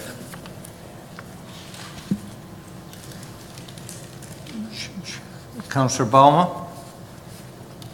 Thank you, Your Worship. If I could just add then that we just direct staff to bring that back to us at this coming budget so that we can discuss it again at that point at the end of this year. Councillor Chambers? And I'm going to try an amendment to that, recognizing that council already has set the tax ratios for 2017, and in order to anticipate a request in 2018, what I suggest, and I'm going to try and form this into an amendment, but let me ramble a little bit first. It occurs to me that there is an unfairness in the system where one class assessment is rising disproportionately to the other classes. And what that does essentially is shift the tax burden onto that class. And that's what's happening in the farmland class. The tax burden is being shifted to the farm property tax class. The position of the Federation of Agriculture is that that's unfair. Right. It is probably just as unfair to shift the taxes of the farmland onto the residential class. Shifting taxes can be unfair, but in this case, there's a disproportionate shift because of the rising assessment. So rather than turn it into a political decision of shifting based on whether you want the residents to pay more or the farmland to pay less, I would suggest that something could be developed where it's not political, but it's mathematical. In other words, not specifically talking about one class or the other specifically, but if any class is disproportionately rising in assessment, and if we can establish a benchmark where once it goes beyond a certain amount, that is unfair, then we can adjust the ratios. 10 years from now, the residential class may spike in assessment, and the same argument can be used in that area. So what I would like when we discuss this in the next budget is for staff to do some kind of an analytical analysis and propose a policy whereby abnormal raises in assessment that affect tax shifting between classes somehow be a mitigating effect. They got about 6 months to do it, or 3 months to do it, but I think that would be very, very instructive in talking about this issue without looking at it from a political standpoint where you're either supporting residents or farmers. So that's my rationale for the resolution that I'll add to, along with receiving it, that staff be requested to prepare a report for consideration in the 2018 budget deliberations to look for ways to mitigate disproportionate shifts in assessment which affects taxation shift within classes. Seeking a seconder. Councillor Gatward, you had your hand up first. Are you seconding? No, No. Councillor Balma, are you seconding it? I'll second to put it on the floor, and then Yes. just Okay. a comment is that we are limited by what we can charge by the provincial government, so, and staff seems quite adamant that if we ever decrease a ratio, it'll never go back up again. What you're suggesting is that there would be some flexibility in that, where we wouldn't be able to exceed provincial regulations regarding that. Okay. Okay, that's a thought. Councillor Gatward? Thank you, Mr. Mayor. In addition to the report we received previously from the manager of tax services, she issued a memo on the 15th of May that came to all council members, I think this afternoon, by email. And that memo had some very good bullet points, and I would like that also to be forwarded to budget discussions. It was quite specific and clear in my mind, that memo that she prepared for us to discuss this issue. So if the clerk could remember that for budget time, that would be great. Thank you. No, we need to, if you want it discussed at budget time, then we should bring it forward and refer to it. What happened to, whose document was it? Staff report? Yes. It was And what happened to it? It was a staff memo. It And- was distributed. And what did we do with it? Was it received for information? It's not on the agenda. Pardon? It's not on the council agenda. No, but it was on the agenda, was it? It's addressed to us. There was a memo issued in the Friday files that Oh. spoke to some of the points regarding this, and that's what she's referring to. Have you seen it? This one here. If it was circulated, yes, I saw it. It's interesting. But what do you wish to do with it? I mean, you're I wish it could be referred, you're moving that it be, referred to budget time, along with the resolution that Councillor Chambers is proposing. It's additional information for us. well, I know that, but I don't know how to deal with it.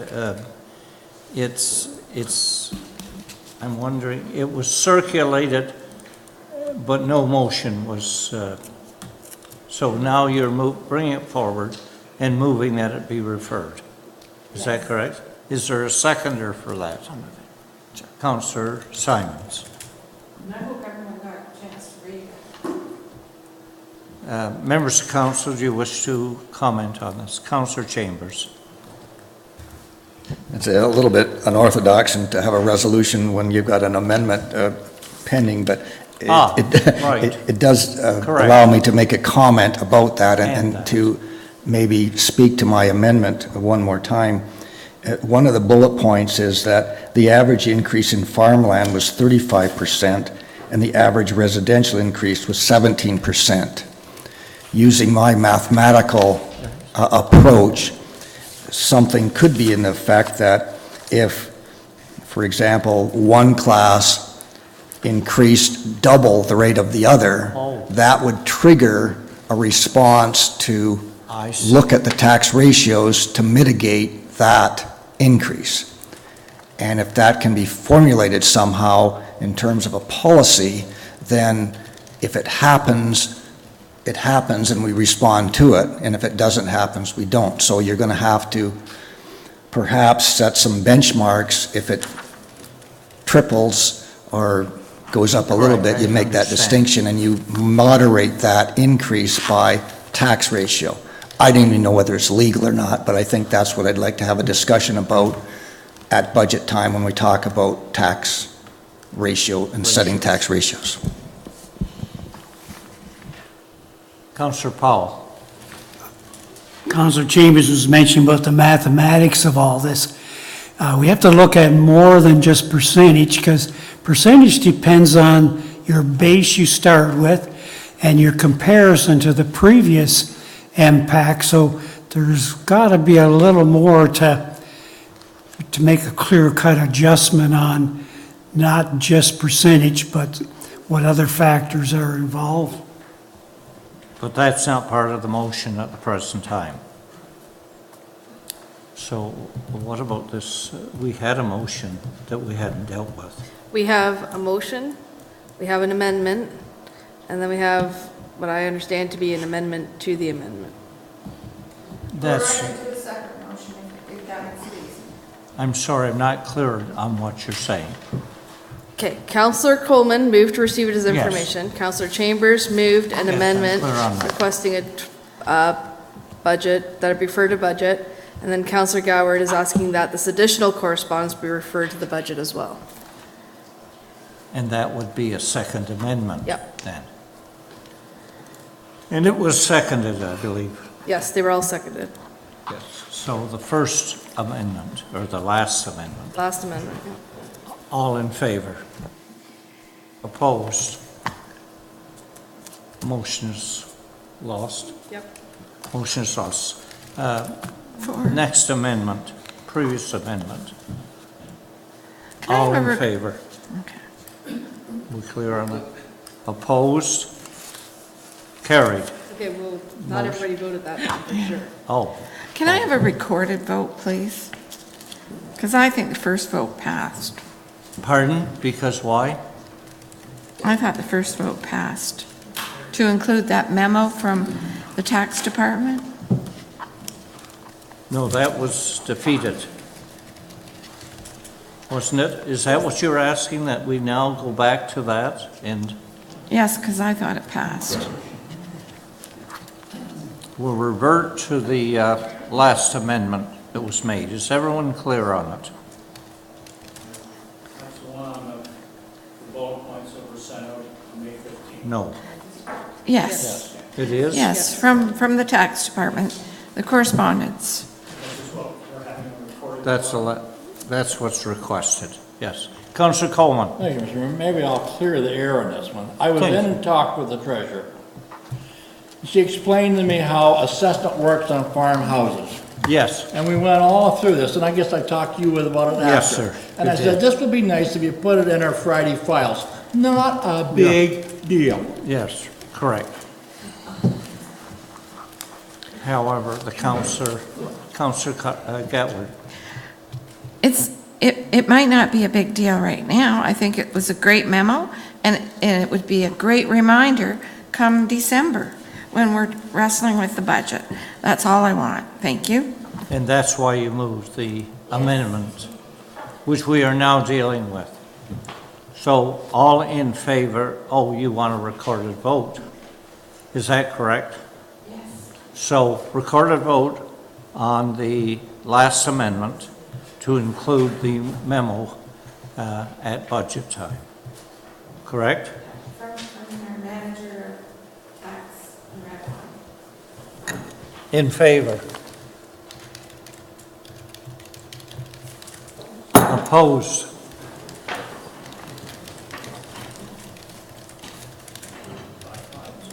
Yeah, the motion's defeated. Motion defeated.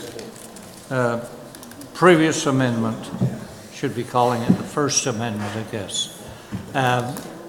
We'll deal with that, and that's not called for a recorded vote. So all in favor? Opposed? Carried. Motion as amended. All in favor? Opposed? Carried. That means we can move on, I believe, to C. Did someone submit? Pardon? Yes, we're on that. C is a resolution of reconsideration of resolution from December 20, 2016. Quote, that the grant request in the amount of $5,000 from the Blue Rain Foundation, Every Soul Matters, be denied. Thank you for spreading light on the matter. Appreciate it. Councillor Coleman. Mr. Mayor, I have a reconsideration motion here, moved by myself, second by Councilor, warrant resolution, Brant meeting December 20th, be reconsidered. You've all heard any questions by member of council of the matter? If not, all in favor of reconsideration? Opposed? Motion's defeated. Motion is defeated. Thank you. That moves on to consent items. Consent items to be received, 1 to 7. Consent items to be received, communications folder, 1 to 10. Any member of council wish any item removed for consideration? B, Councillor Miller. 7B1, please. 7B. 1. That the only one? Anyone else? Any other member of council? Any? We only have one, so we will deal with 7B1 first. Councillor Miller. Do you want me to move 7B1 first then? Pardon? Do you want me to move them all or 7B1 first? What is the problem? Councillor Miller has the motion. Yes, oh, I see. Please. Okay, well, moved by myself, second by Councillor Gatward, that consent item 7B1 be received as information. To receive. Is that what we want? That was prepared, was it? Yes. Questions by members of council? Councillor Miller. The question, several. The first one is, why is this here today at the end of May, when it was April 5th, 2017? Why didn't we see this at the end of April? Councillor Simons, do you have an answer? Who do I call on? I can answer. Mary.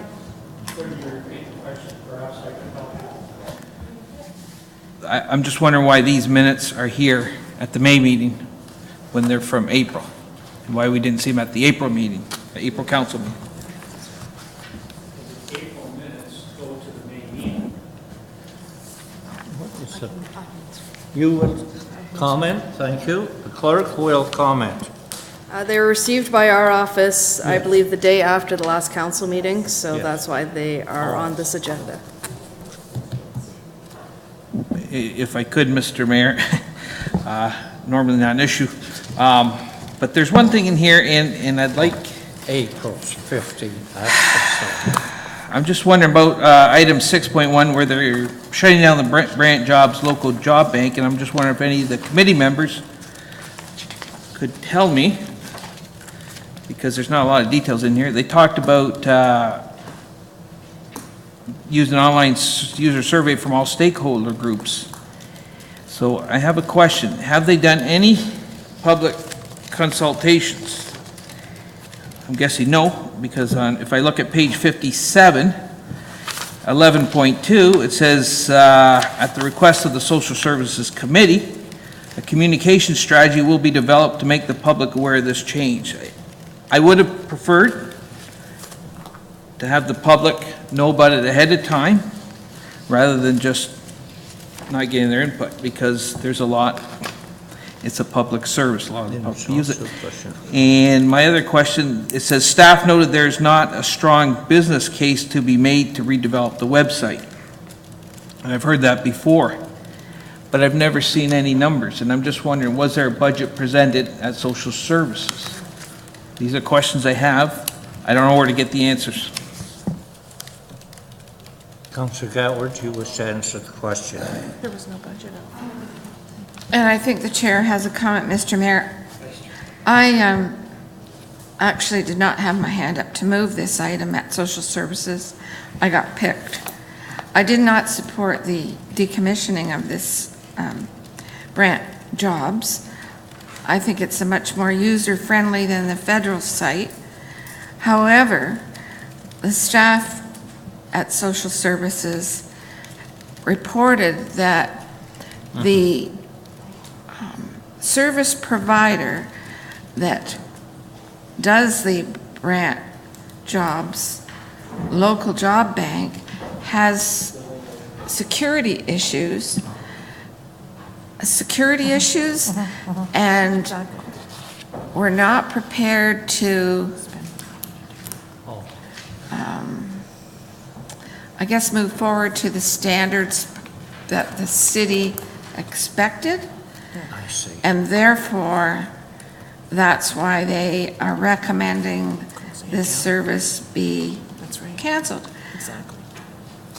You can see down further where Councillor Newman and I voted on Clause B, and we did not want the service discontinued.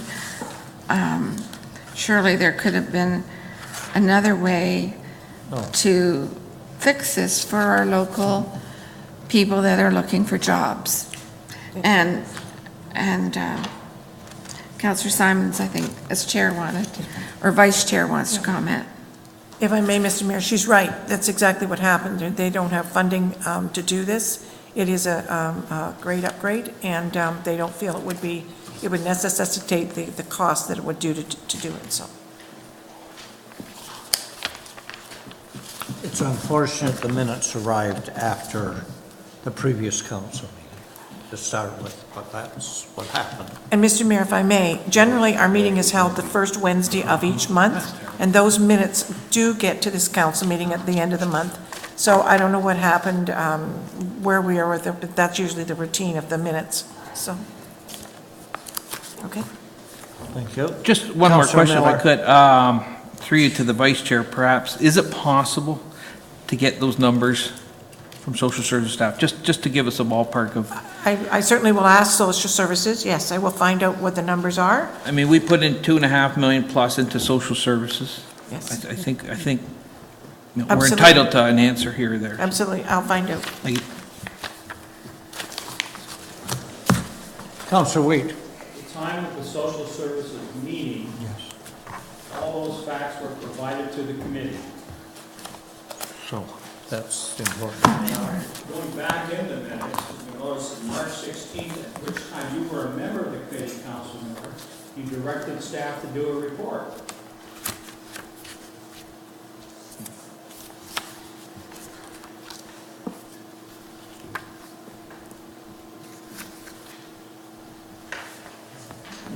Thank you. I'll find out. May we move on then? Well, Mr. Mayor, I moved 7B1 to receive his information. Receive for information. All in favor? Oh, I guess we better have a seconder, hadn't we? Councillor Gowan. We had a second. All in favor? Opposed? Carried. I'll move the rest then, if you would like. Would you like me to move the rest? If you would, yes. Moved by myself, second by Councillor Gatward, that the rest of the items 7B2 and on, and 7C be received for information. That deals with the remainder of the consent items in D and all of C. Any questions on any of those? You can still ask a question. If not, all in favor? Opposed? Carried. And that takes us to page 3 and item 8. And the first is Community Services Committee Report of May 1, 2017. Councillor Bowman. Thank you, Your Worship. Moved by myself, seconded by Councillor Wheat, that the Community Services Report from May 1st, 2017 be approved, noting there are 2 items. Questions of the chair. Councillor Simons, please. Thank you, Mr. Chair. I have to figure out which one it is. It's regarding the opioid crisis update on page 84, actually. It's part of the minutes, I guess. Will there be a public awareness or forum or of some kind in the county to let people know what's going on with the fentanyl and the opiates? It's happening in Brantford, and I just wanted to know if the county would be made aware of also what's going on, because I'm sure it's happening here too. It's a very, very big, important thing that should be. I was at the Sanderson Center, if I may, a few weeks ago regarding this, and there were very few County of Brant members there. And that's why I'm asking if there will be something offered for the County of Brant in the county, because it is important.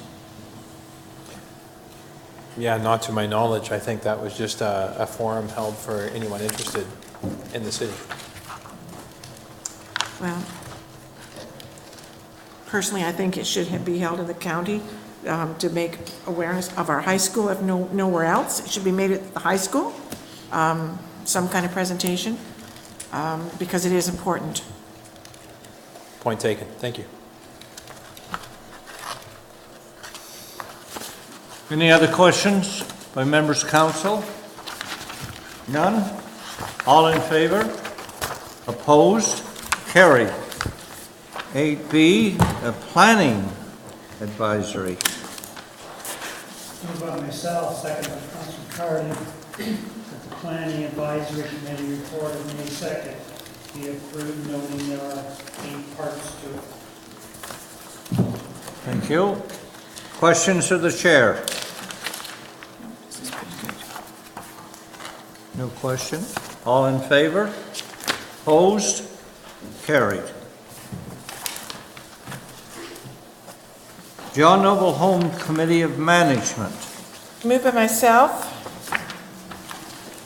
seconded by Councillor Boomer, that the John Noble Home Committee of Management report of May 3, 2017 be approved, Questions to the chair?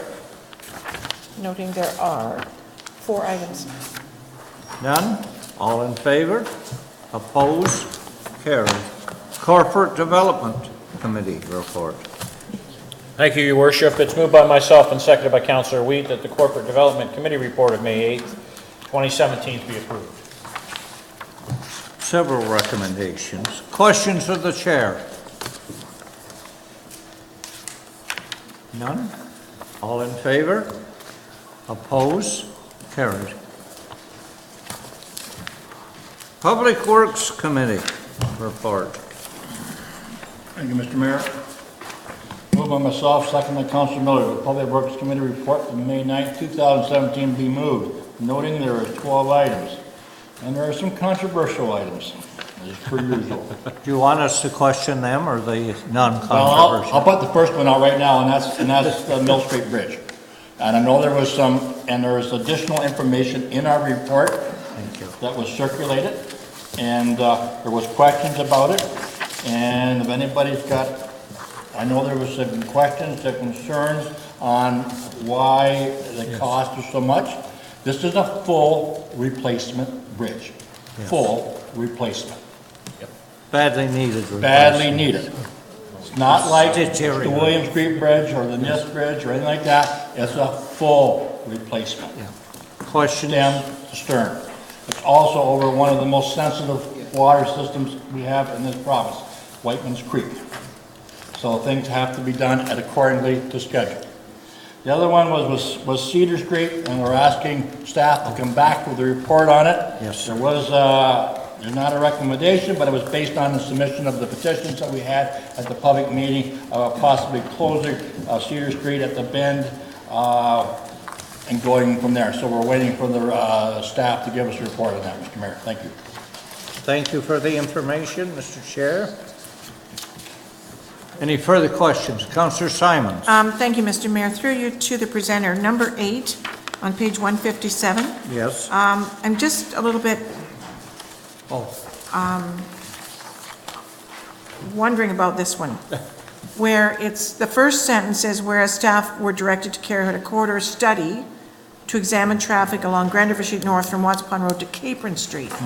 And then a few sentences down, staff be directed to initiate a Class EA to St. Patrick Street. So are we only going to do so much to Capron and then do an EA to, like, should it be to St. Patrick totally, or are we cutting it off at Capron for one part of it? It's supposed to be St. Patrick. Per that, the general manager, well. I just think I think it should be St. Patrick, but I'm. Thank you, Mr. Chair. That's loud. That's new. My apologies. Mr. Chair, the corridor study goes to Capron Street. The EA only needs to go to St. Patrick Street because there's road widening that's required in that corridor, not in the entire corridor that was included in the corridor study. But Capron's before St. Patrick. So that's why I'm questioning. No, Capron. Capron's at the corner of the hospital. Right. And St. Patrick's at the corner of the high school. Right. Where the lights are. again, I think we don't need widening south of Cabron Street, so. Okay, so we're going to leave it, okay, that's fine, thank you. Okay. Councillor Powell. On the Cedar Street, if the bend is being used as the ending and beginning, I guess, the majority of the residents go north to King Edward. There's a smaller percentage that would go west to Rest Acres Road. So it's not in balance at the present time, so if the staff could kind of look at that again, that would be appreciated. Mr. Mayor, staff will look at all options on this one. All options. And it was going Thank by the way the residents had done the petition work and whatnot, yeah, so. Oh, right. Any other member of council? If not, all in favor? Opposed? Carried. Bucket Center, Paris Old Town Hall. Moved by myself, seconded by Councillor Carty, that the Bacchus Centre / Paris Old Town Hall Advisory Committee minutes of May 9, 2017 be received as information.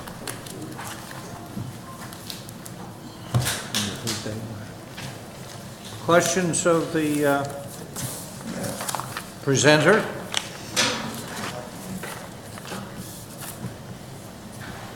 It's going to be lonesome. Any questions? If not, all in favor? Opposed? Carried. You're not leaving, are you? Staff reports, none listed. Everybody else is. Information reports. Mill Street Bridge. M. Bradley, Chairman of Public Works, referred to this. Been dealt with, Mr. Mayor. Pardon? It's been dealt with within the Public Works report. Just move to receive. Thank you. Move we receive. Councillor Carty seconds. Question? All in favor? Opposed? Carried. Thank you. Communications.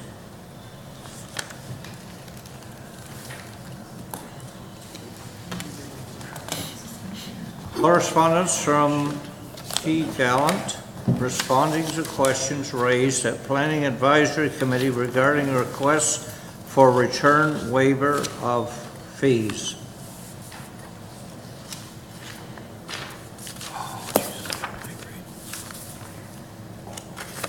Councillor Bowman, sorry. Motion to receive. Move be received. Is there a second for the motion? Councillor Powell seconds. Discussion by members of council. Councillor Coleman. Thank you, Mr. Mayor. I was going to move it, we received and then deal with it, and deal with it by giving him a reduction in the number of what on the fee to $1,000 that he could put back into his fundraising system to help raise money for the needy work that he's trying to do. Just a little history on this, on the applicant was that he's been trying to do this for the last couple of years and has faced some hardship. They did lose a child to cancer.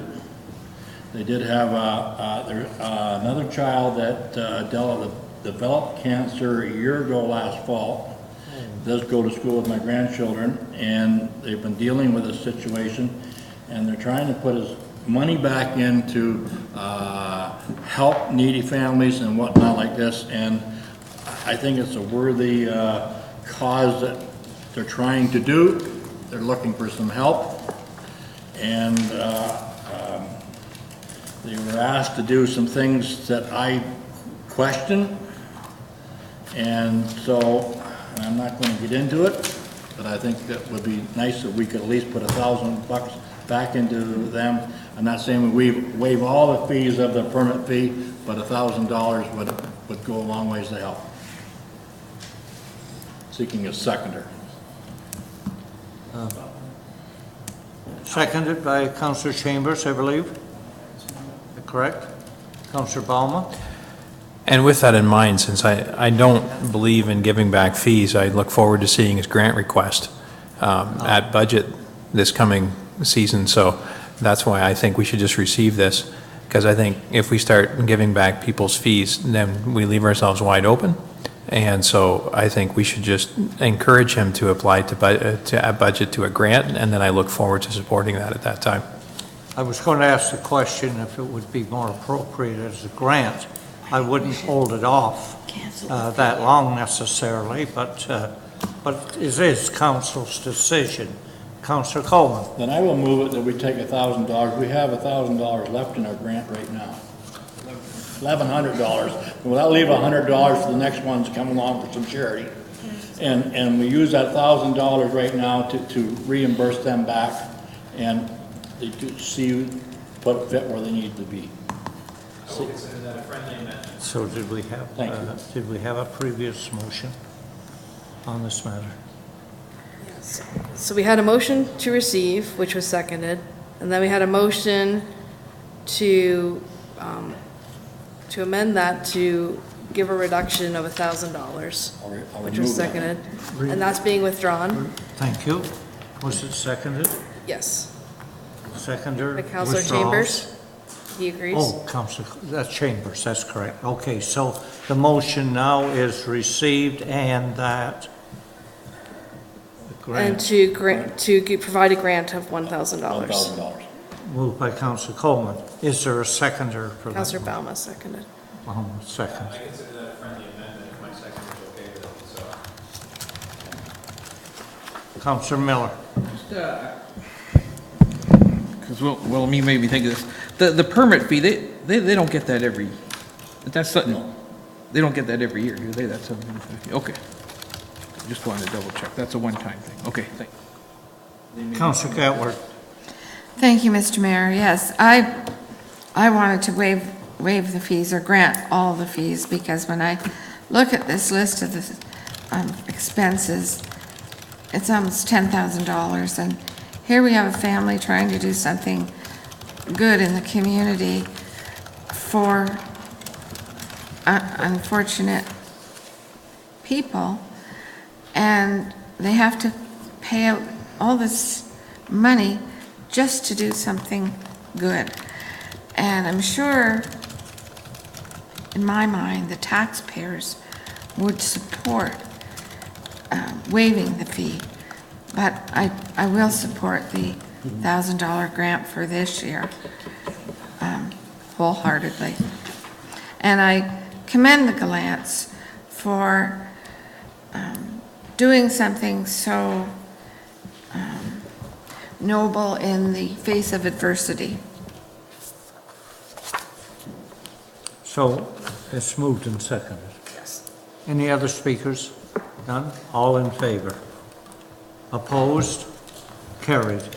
And that takes us to 11B, which is a request regarding the intersection of High Street, St. George.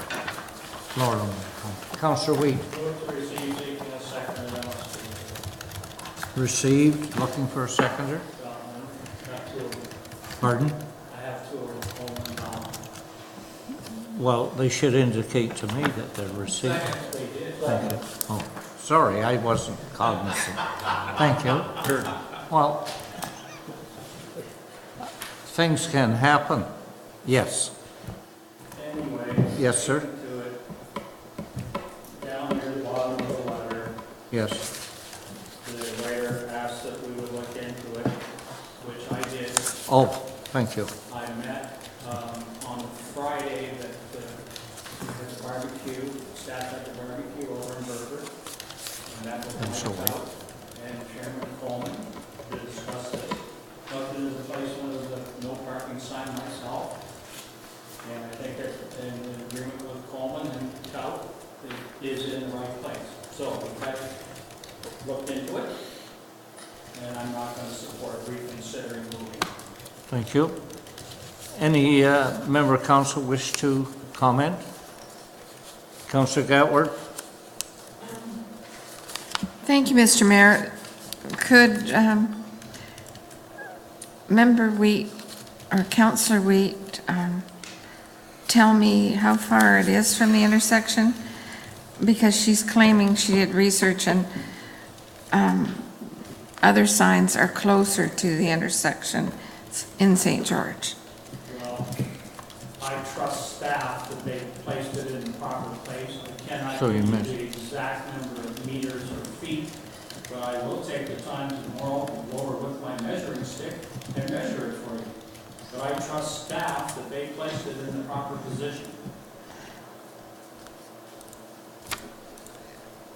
And why would it be different at other intersections That then? I can't answer, but I trust that staff took a reasonable amount of footage, meters, or whatever form of measurement you would like, and placed it in the proper position. That's what we have staff for. Was there complaints about this? Is that why we put the sign up, Mr. Mayor? Well, the mayor wants to answer that question, that's up to him. What is the question you're posing? Was there complaints about people stopping in this area, and that's why the sign was erected in the first place? I don't know what Public Works has received in this matter. I'm not aware of it. Okay. Just this one. Is either of the councillors from St. George aware of why the sign was put up? I don't know. It What- was a safety concern. It's a very, very narrow intersection. Yes. It's a dead end right in front of Russell Heights, the retirement home in St. George. As you proceed south from Highway 5 on that street, the It's, street yeah. considerably narrows. I don't have Yes. the exact measurements for you. I can get them. It's not regulation. But it really narrows. So they put a no stopping sign there. Thank you. They could have put no parking, but no stopping covers more than no parking. Correct. Thank you. Staff chose to put a no stopping, and I trust them. Thank you for the explanation. Councillor, I noticed you didn't have your mic on. Well, I thought you could hear me, but I could, if you I can, could. I will speak a whole lot louder. if you No, need me to. I could, but apparently, I've had people tell me that watch our meetings on YouTube, they can't hear people that don't turn on their mics. So I just noticed it, and that's why I mentioned it, because they can't hear us if we don't turn on the mics. All right. Yes. Thank you. Thank you. 11B, we have a motion on the table. All in favor? Opposed? Carried. Thank you. Questions? Number 12 is question. Councillor Simons, what item did you have an Other item? business. Was it question or resolution? Just other business. Anything? Other business, that's where I had, Oh, when we I want get to other to bit, was there another councillor had an item on this list? Question? Yes. Councillor Gatwood. Thank you, Mr. Mayor. My question is, it results from a presentation that was made earlier, and it happens to be up on the screen still.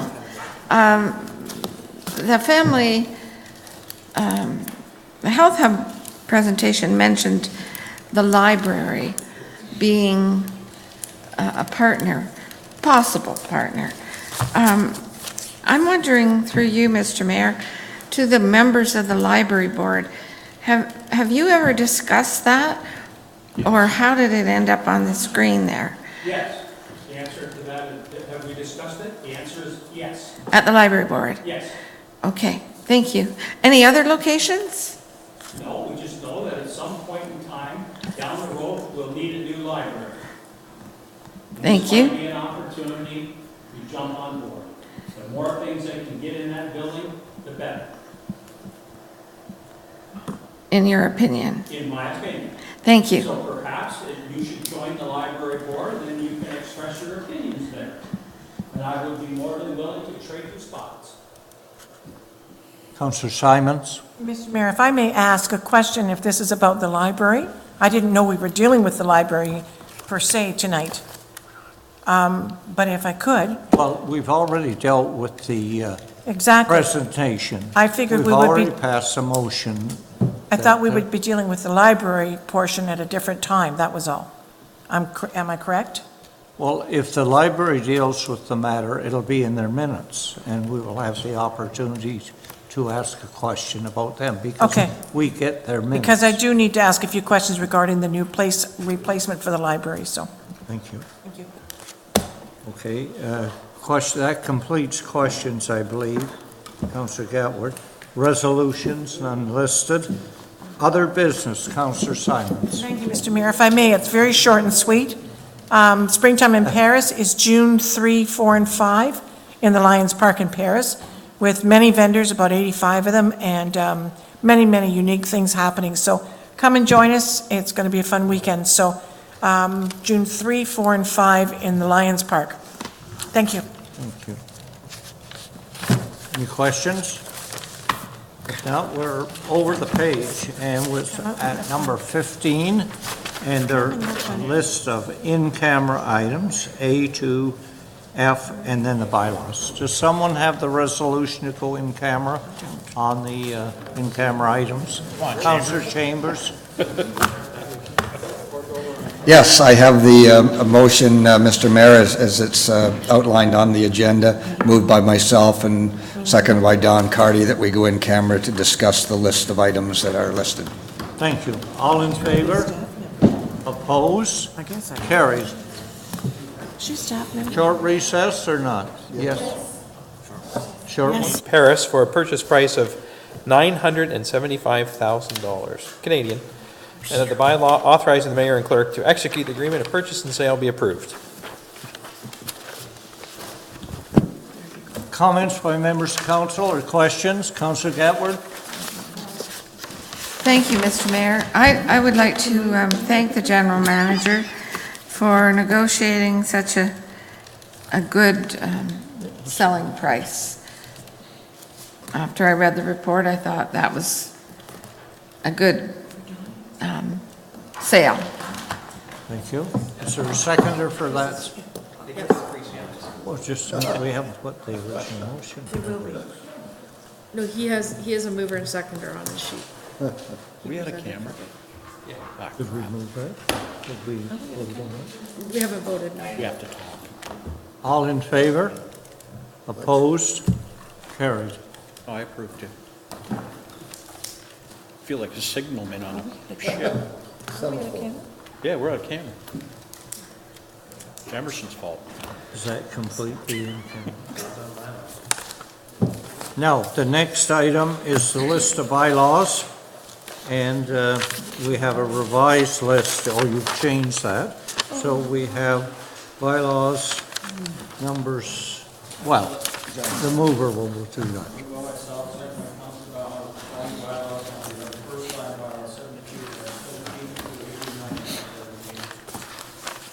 Thank you. First reading of bylaws. All in favor? Opposed? Carried. Moved by myself, second by Councilor Brown. Following bylaws now be read the second time, and all clauses and preambles be adopted. Bylaw 72-17 through bylaw 89-17. Second reading of bylaws as listed. All in favor? Opposed? Carried. Is there any bylaw that any member of council wishes to comment on, question, or have an explanation of? None? Please proceed. Following bylaws, it's moved by myself, second by Councilor Brown. All bylaws now be read the third time, passed, signed, and sealed, and bylaw 72-17 through bylaw 89-17. Third and final listing of the bylaws, number 72-17 to 88-17. Oh, sorry, 89-17. That's a new one. All in favor? Opposed? Carried. That completes the business of the council, and we have a date for an upcoming council session. With that, nothing further on the agenda. Council is adjourned.